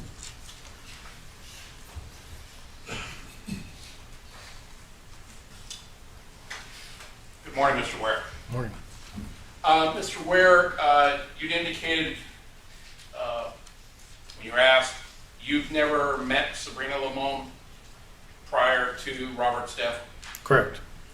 She'd never been to Tehachapi when you were there, is that right? Correct. Now, you've been there, or you worked there, you said, for approximately 2 years, is that right? Correct. So, and you indicated that after you found Robert's body that you never worked at that shop again. Right? Correct. So you'd worked there from 2015 until 2017, or I'm sorry, 2012 till 2014. Correct. Messed up with my years. Now, with regards to that, how frequently did you actually work with Rob Limon? It was intermittent. It wasn't any specific schedule. Because he was basically kind of, this was kind of overtime for him, was it not? It was overtime for him, but it was also only when me or the guys I worked with took vacation.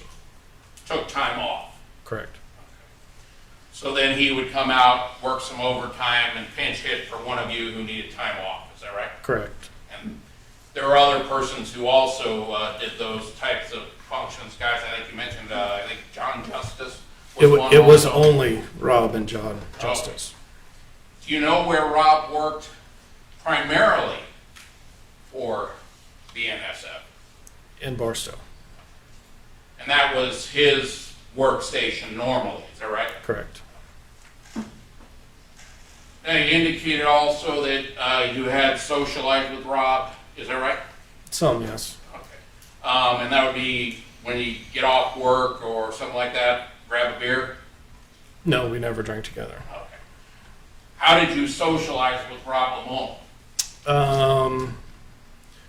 One time when I moved, me and Rob moved my stuff. different time frames that was available, we would. He had spent one Thanksgiving with my family. And that was when he was up working in Tehachapi? He was at work. Okay. And that was, he got off and he went, or was he still working when he spent Thanksgiving? Yeah, he was with your still family? on the clock. Okay, still on the clock. Mhm. Okay. And that was because he was working in Tehachapi and he didn't live in Tehachapi, Correct. right?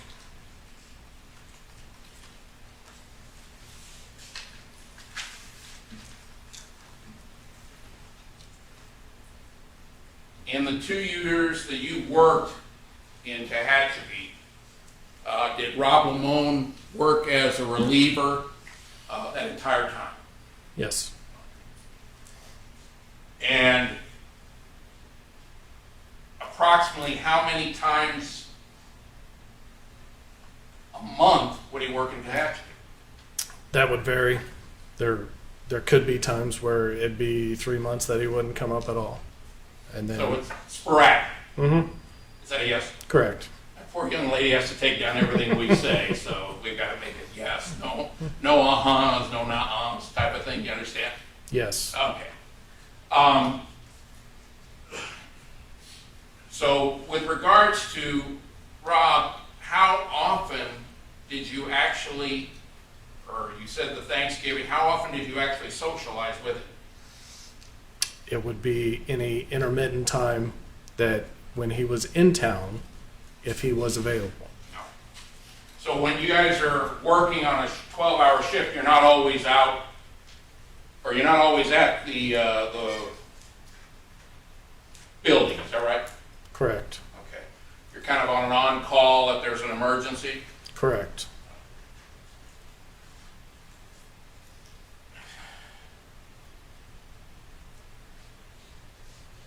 So when you say that you didn't believe there was anyone who would harm Rob, it was because of your experiences and somewhat limited experience with him, is that right? Correct. Okay.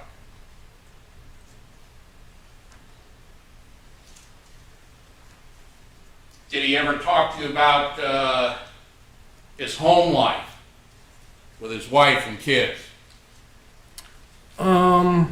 His wife, or I'm sorry, his children sometimes. Did he ever invite you to his home? No.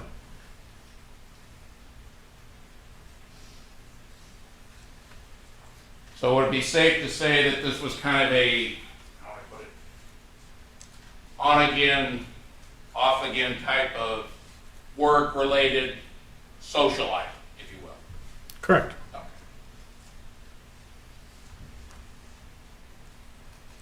And prior to you beginning to work in Tehachapi, and Rob every now and again coming up and relieving one of you or you for time off, when you were taking time off,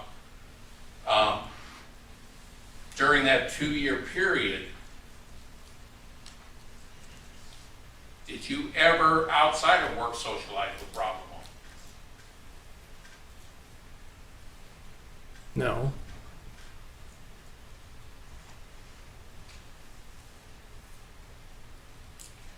Now, I wanted to go through,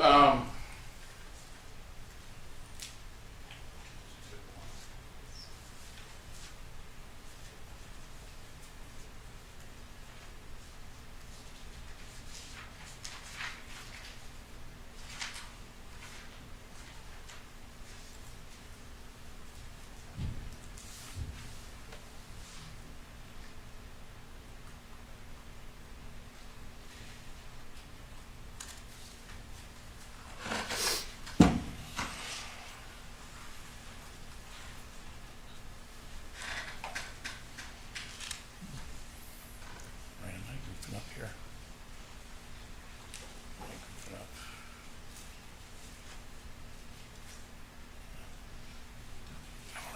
Yeah. Okay, that's right.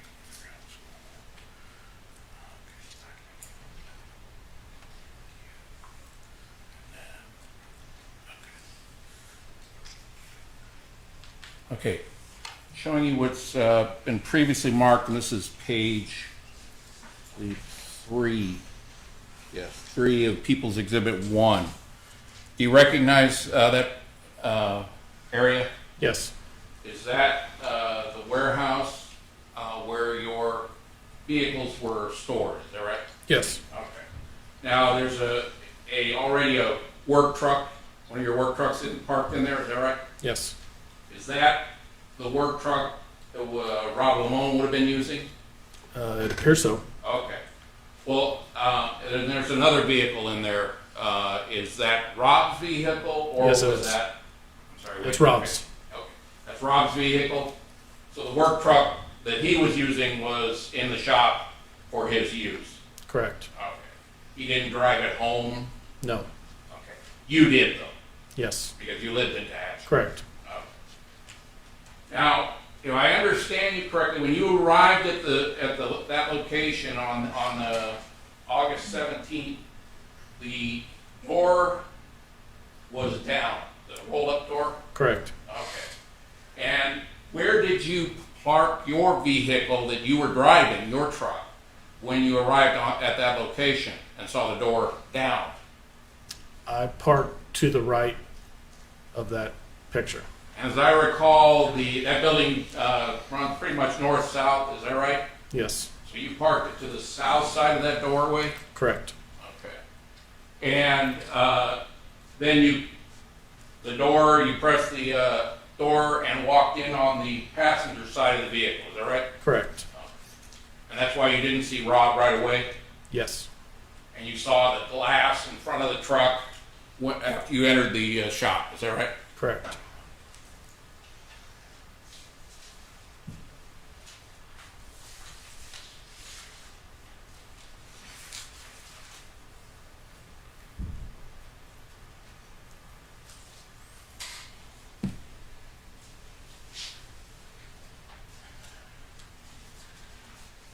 And so we're also clear, when you entered, you called 911, is that right? Correct. And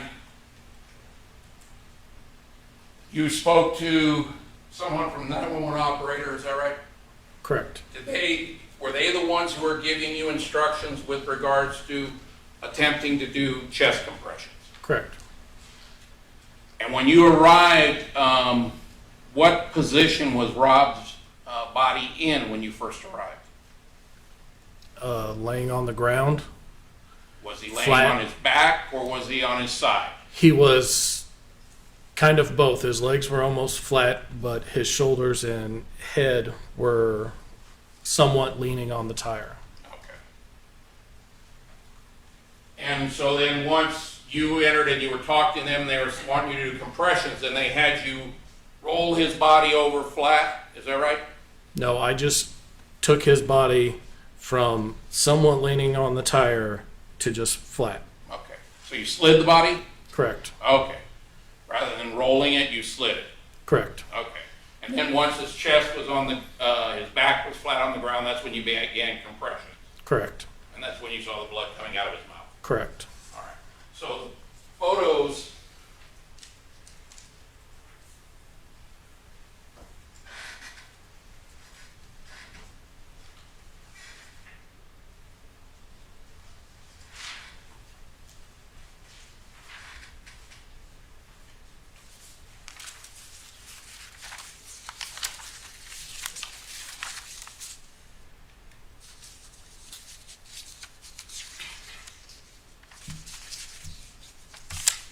Showing you page 2 of People's Exhibit 1. This photo of Rob laying on the ground on the concrete floor of the warehouse building, that was after you had moved his body, is that right? Correct. When you first arrived, was his the arm closest to the front tire, was that the part that was up against the wheel? Yeah, that shoulder was more on the wheel. And then you slid the opposite shoulder where his arm is towards the refrigerator out to get his body flat. Is that right? I scooped him to move him. I didn't just drag him by his arm or anything. No, I I cradled him to try to move to get his shoulders, I believe is what they They said to get his shoulders flat onto the ground. So you put your hands underneath his shoulders and then I put a hand Sort of. on his head and another arm under his shoulders to move him. and then moved him and got it to where his shoulders were flat. Correct. Oh. So this photo is not how he was originally when you first arrived, is that right? That is correct. Okay.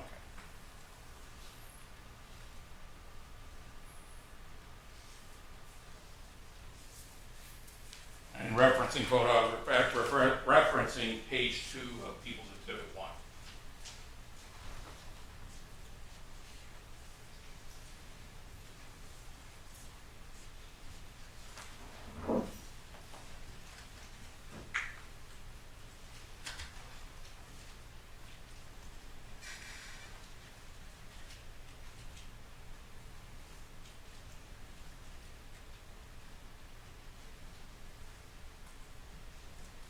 I believe you indicated that some of the persons that were working or had been working in the shop retired when you were there, is that right? I'm sorry, did you say they're tired? Retired. Oh, yeah, 2 people retired that I originally started with. Okay. And that would be, I think you indicated a person by the name of John Seaman, Correct. and the other one was Dennis Stankovich. Stingovich. Mhm. And how long after you started there in 2012 was it that they actually retired? Close to a year. Okay, so you've been there about a year and then they retired? Correct. Okay. So that would have been somewhere around about between 2012, 2013 timeframe. Yeah, within that, they both retired at different times. It wasn't at the same time. Okay. All right. Thank you. I have no further questions at this time. Thank you very much. Reread. Mr. Ware, you were asked about where you parked your work truck. Did you also have another vehicle at the scene? Yes, I did. Okay, what vehicle did you have at the scene? It was a 2003 Grand Am. And where was that vehicle parked at? It would have been parked to the right or to the south of that truck. Why was that vehicle parked at that location? It was parked because I was letting my other coworker, Corey Hamilton, was driving that at the time.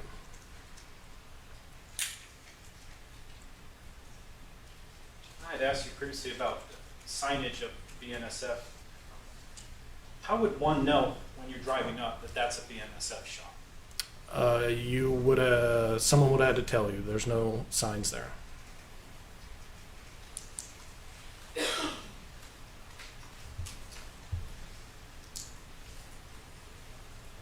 Do you know if there's any small parking bumpers, I guess, that have signage on them? Yes, there was, but it's spray painted, so it's intermittent on what kind of condition that's in. But other than that, there's no signs. There's no signs. Thank you. Nothing further. Terry.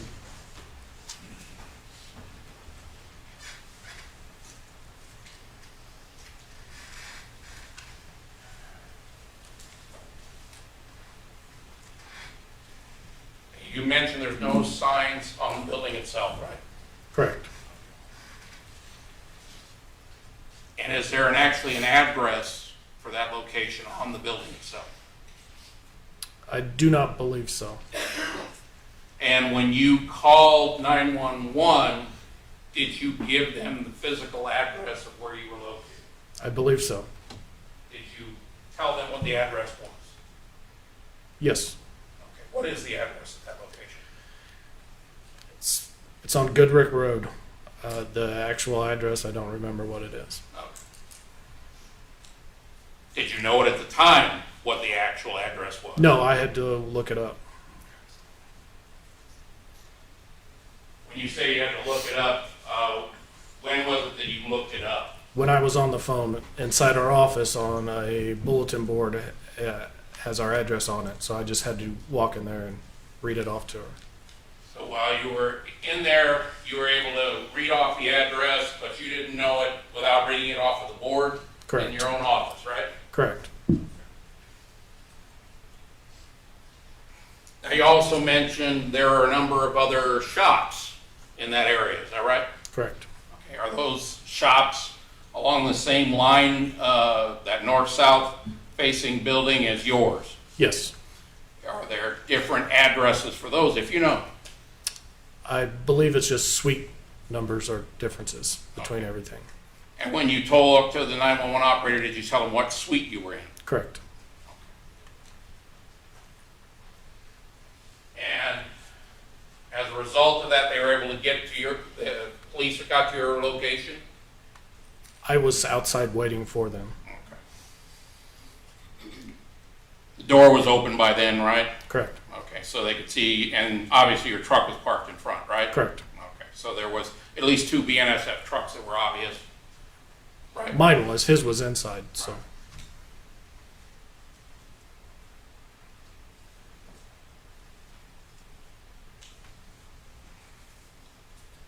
Let me ask you this, do you know whether or not there's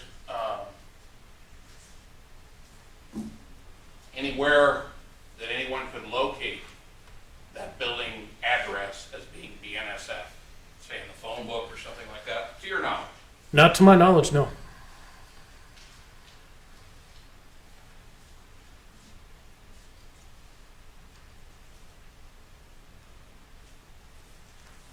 Thank you, I have no further questions. Thanks very much. Smith? Just step down, Mr. Ward, thank you.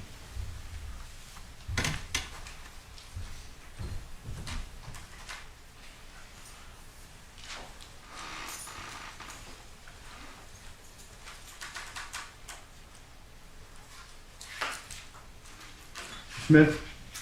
We'll call Ryan Galindo.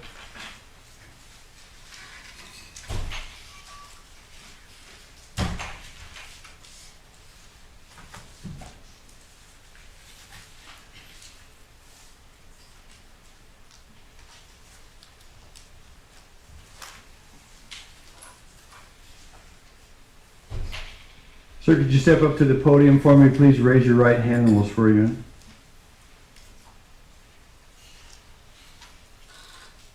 You do solemnly state that the testimony you shall give in this matter shall be the truth, the whole truth, and nothing but the truth, so help you God? Come on up, have a seat, please.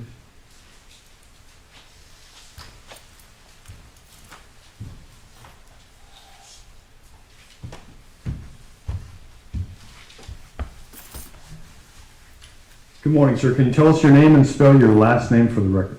It's Ryan Galindo, Galindo. Your witness, counselor. How are you currently employed? I'm employed by the state of California, Back in 2014, who did you work for? a BNSF Railway. Now, back in 2014, what were your duties or your job title? I was a rapid responder in Hatchapee. Can you just describe what that means? Just a mechanical responder for responding to trains that would break down en route. How long did you work as a rapid responder? 3 years. What were the years of your employment as a rapid responder? The end of 2012, I believe, to September of 2016. And when you worked as a rapid responder, what were your duty hours? It was 12-hour shifts, 3 on, 3 off. And we rotated from working day shift to night shift every 3 months. In the time frame of August 2014, how many regular rapid responders worked in Tehachapi? 4. Do you recall the 3 other regular rapid responders besides yourself in August of 2014?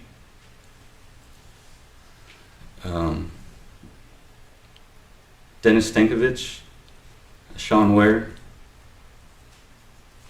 and Corey Hamilton.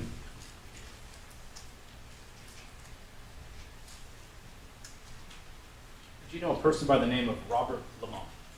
I do. Do you remember when you first met Robert Limon? Yes, I do. Okay. You could just give an approximate time frame. It was the first week that I had started up in Tehachapi. Is that in 2012? I believe I was misspoken on that. I believe it was actually 2013, as I was only there for 3 years. So that would have been around the end of August, first part of September in 2013.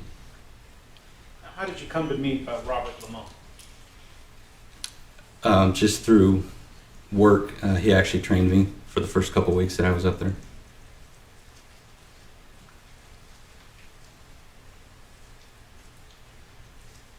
How often did you work with him after that training period? Very sporadic, not very often. Did you ever socialize with him? No. Now, based on that training period, did you get to know him personally? Not really. What type of worker was he when you trained with him? A dedicated worker.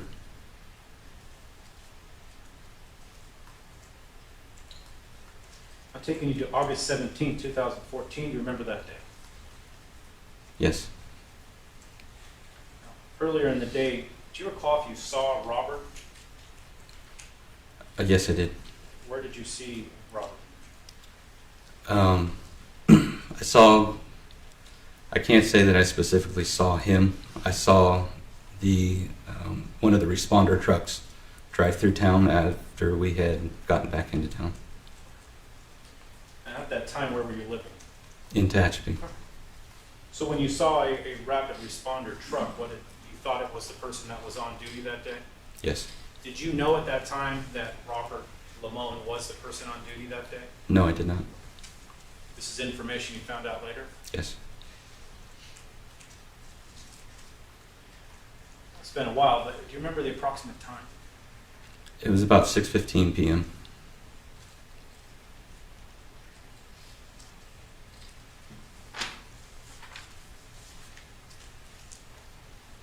And where did you see the truck at? Going down Tehachapi Boulevard past the Burger King.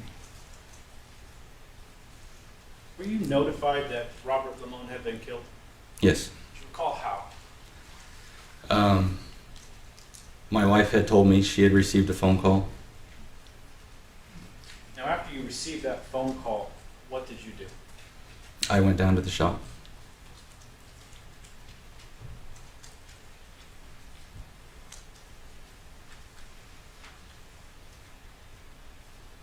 And when you got there, what did you see?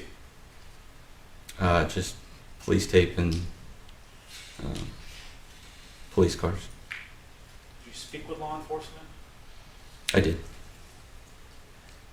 you recall who you spoke with? No. Did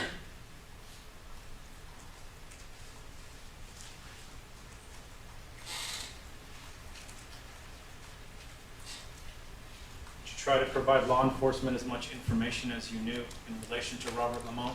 Yes, I did. Do you recall what type of questions they asked you? No, I don't recall the exact questioning.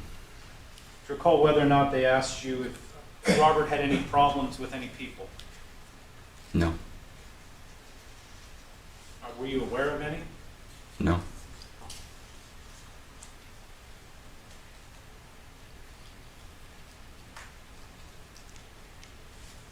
Nothing further. So Terry Cross? Yeah.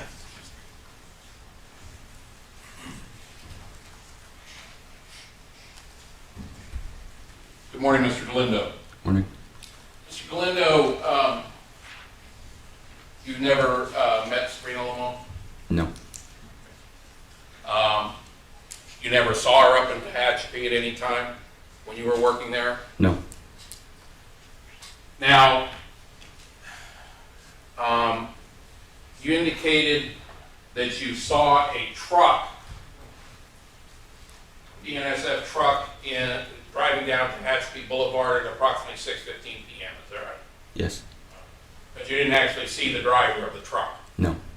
Did you see the number of the truck? Or they have distinctive numbers on it? They do, but I did not. Okay. So when you saw this truck, you thought later when you spoke to police it might have been robbed. Is that right? Yes. you're aware that Sean Ware was also driving a truck that evening, a BNSF truck. Yes.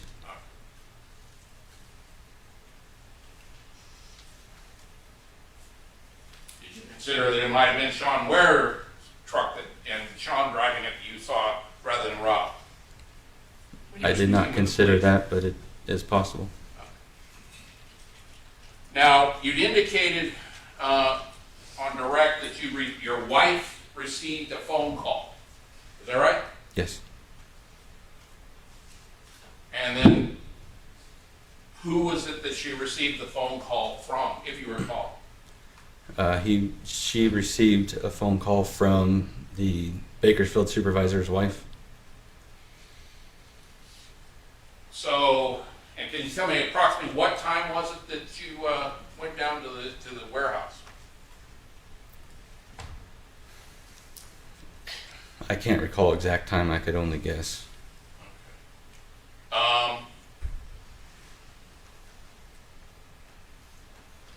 If you can give us your best recollection of what time it was that your wife received this phone call from someone in Bakersfield.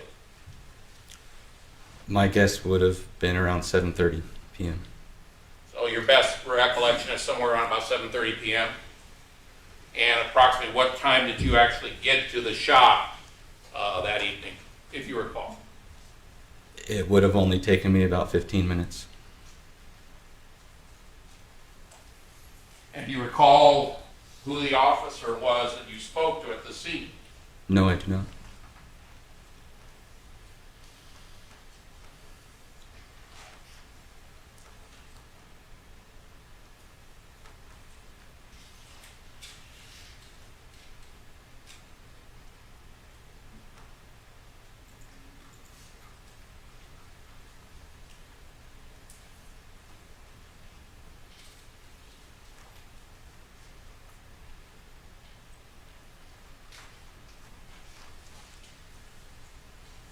Be safe to say, outside of your contact with Rob at work, you and he never socialized outside of your work, is that right? That's right. Okay. So you didn't know anything about what his life away from work was, is that right? That's right. So when you were asked if you knew of anybody who might wish to do harm to Rob, the only thing you could think of or would be even aware of anything would be people you work with, right? Who might have had trouble with Rob. Right? I don't recall being asked that. You don't recall being asked if you knew of anybody who had any problems with Rob? I do not recall being asked that. One second. What, you don't recall the police asking you that, or you don't recall Mr. Smith asking you that, the prosecutor this morning? I don't recall the police asking me that. Very well. Mr. Terry, if you'd like to proceed on that angle, go ahead.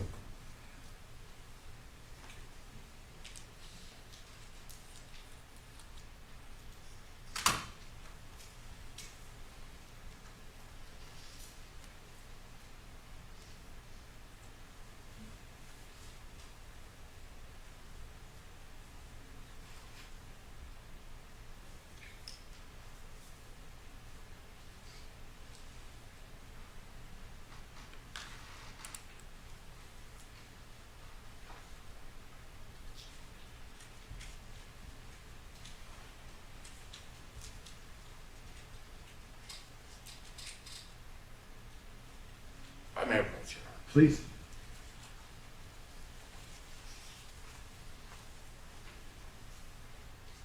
Directing your attention, sir, the third paragraph down right here.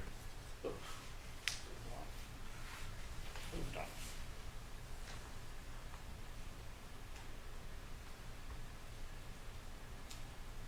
There we go.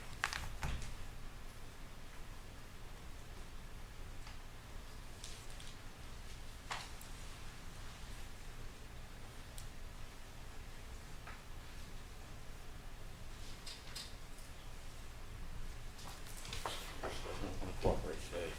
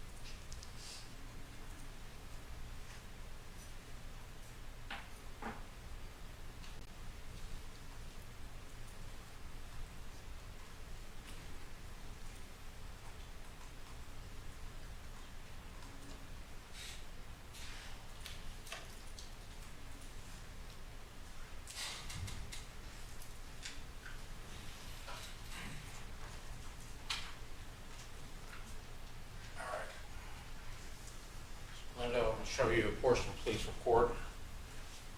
Ask you to review that, see if it refreshes the recollection, specifically with regard to the third paragraph down, highlighted portion.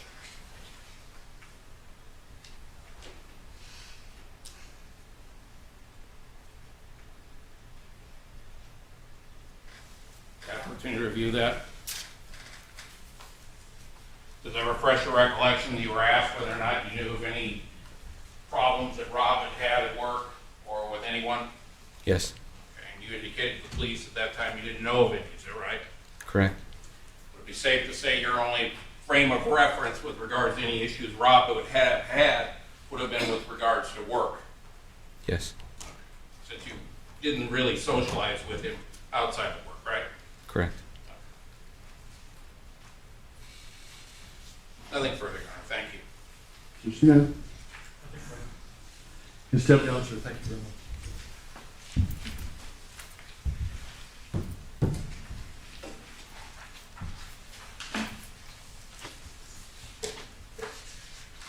Smith? People call Robert Garnis.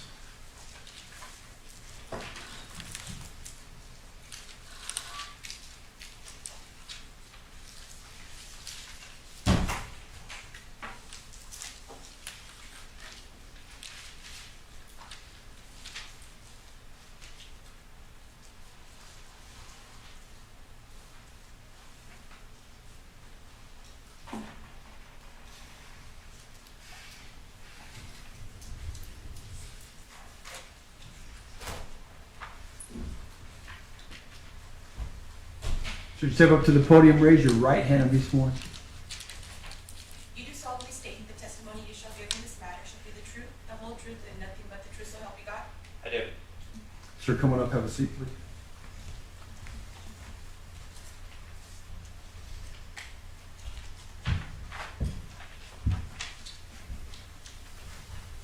Good morning, sir. Can you tell us your name and spell your last name for the record?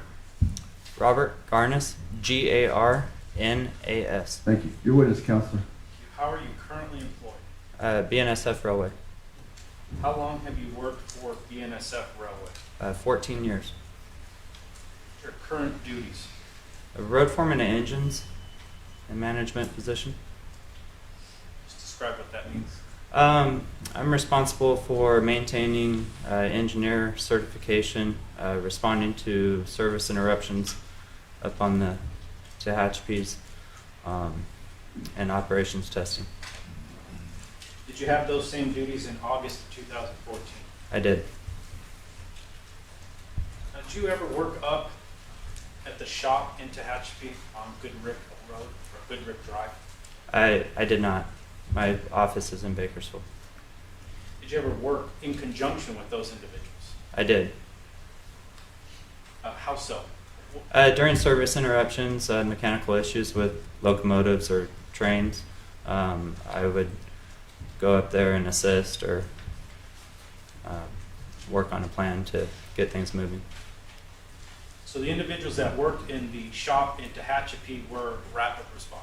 Yeah, rapid responders. They were located up there in a position that would be able to respond to mechanical issues a little bit quicker than us in Bakersfield. And if there was an issue on the way to Tehachapi involving a train, they would come to the train, you would come from Bakersfield. That's correct. You were in charge when you got there, though? Yes.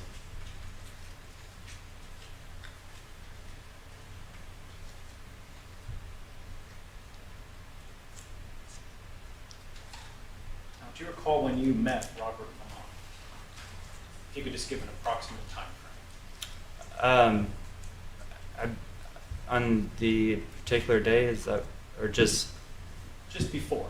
Do you know when you first met Robert Limon? Well, I've met him on several service interruptions prior to. So you had worked with him previously? Yes. Do you recall, let's start with August 17, 2014, the day he died. Yes. Do you recall how long prior to that date you had worked with him? I had been in that position for approximately a year in management. So I've worked with him throughout that year. on other service calls. Can you give an estimate how often you would work with him? It varies. It could have been maybe 20, 30 times. Did you ever socialize with him out of work? No. Now, in those 20 to 30 times that you worked with him, what was his demeanor? What was he like as an employee? He was an excellent responder, very helpful, always friendly, willing to, just knowledgeable and a great guy to work with.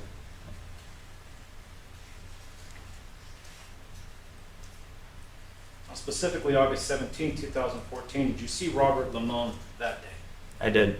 Where did you see him at? We were on a service interruption call. That's a station called Cable Crossover. It's just west of Tehachapi. And do you recall what type of service interruption it was? There was a mechanical issue with a locomotive. I believe it was dynamic brakes, but mechanical issue. I arrived to the train before Robert did. Walked through the power and found out what the problem was, met him on the power, and let him know that the train was fixed and it was ready to continue to Bakersfield. Now, August 17, 2014, do you remember what time you just described occurred? Just any time during that day? Probably between 4 and 5.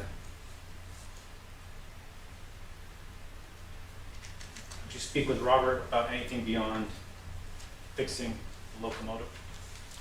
We talked about the new terminal manager that we had in Bakersfield and how he was liking his new position. He was previously a guy that was up on the hill a lot, and this individual changed positions and went into Bakersfield.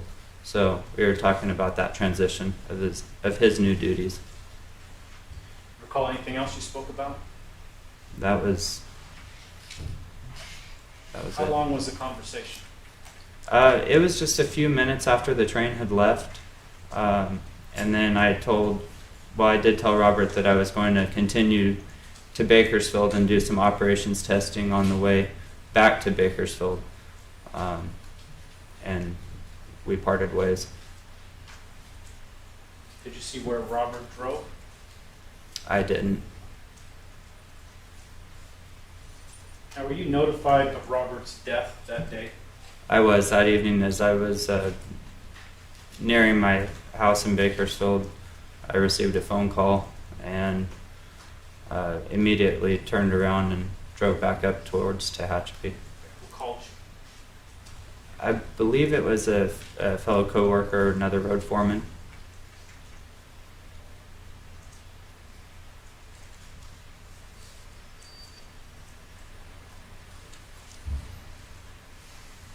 You said you returned to Hatchapee? Yes. And were you on Goodrick Drive? What did you see? We parked out. I parked outside on the street there, and I didn't go into the building or near it. There was police personnel on site when I got there, so I just kind of stood by outside and knew that I would probably need to give a statement, being that I was working with him prior to the incident.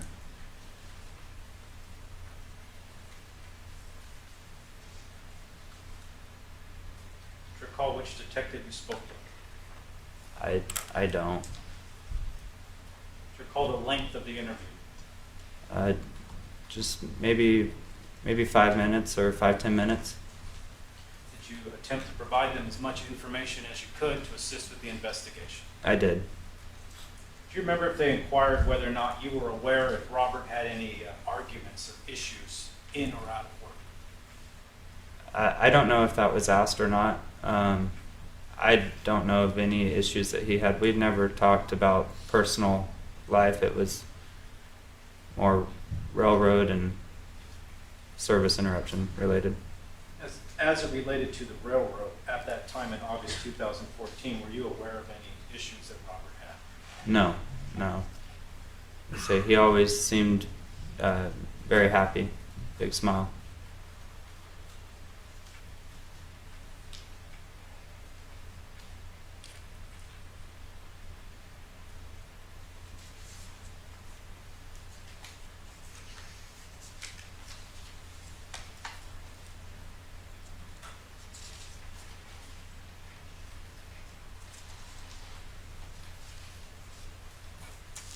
Nothing further. Sherry Cross.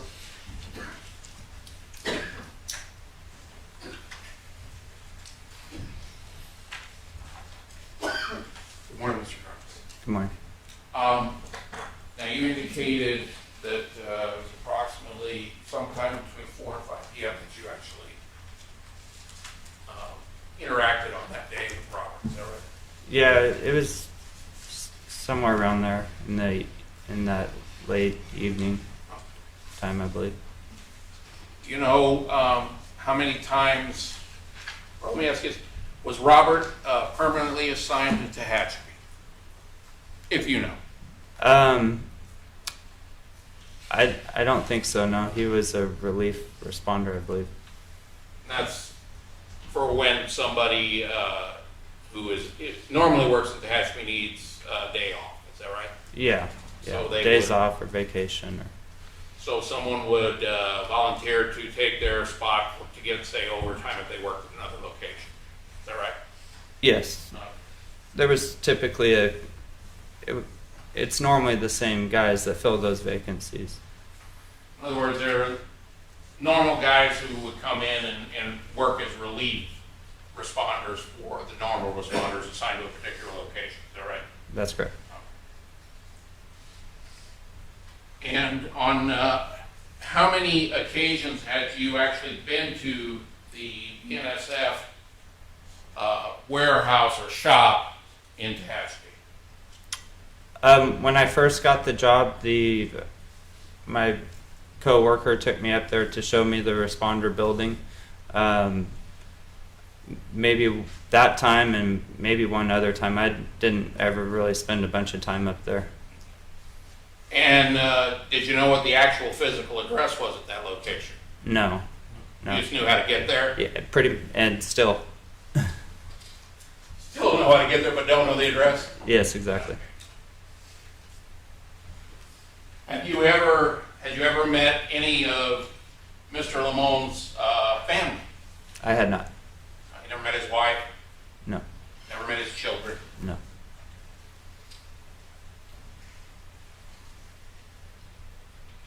And it'd be safe to say that your only real interaction were the times that you came into contact with him at work, is that right? That's correct. And you guys never talked about your personal lives? No. Thank you. I have no further questions. Schmidt. Step down, Mr. Garnis. Thank you, sir. Thank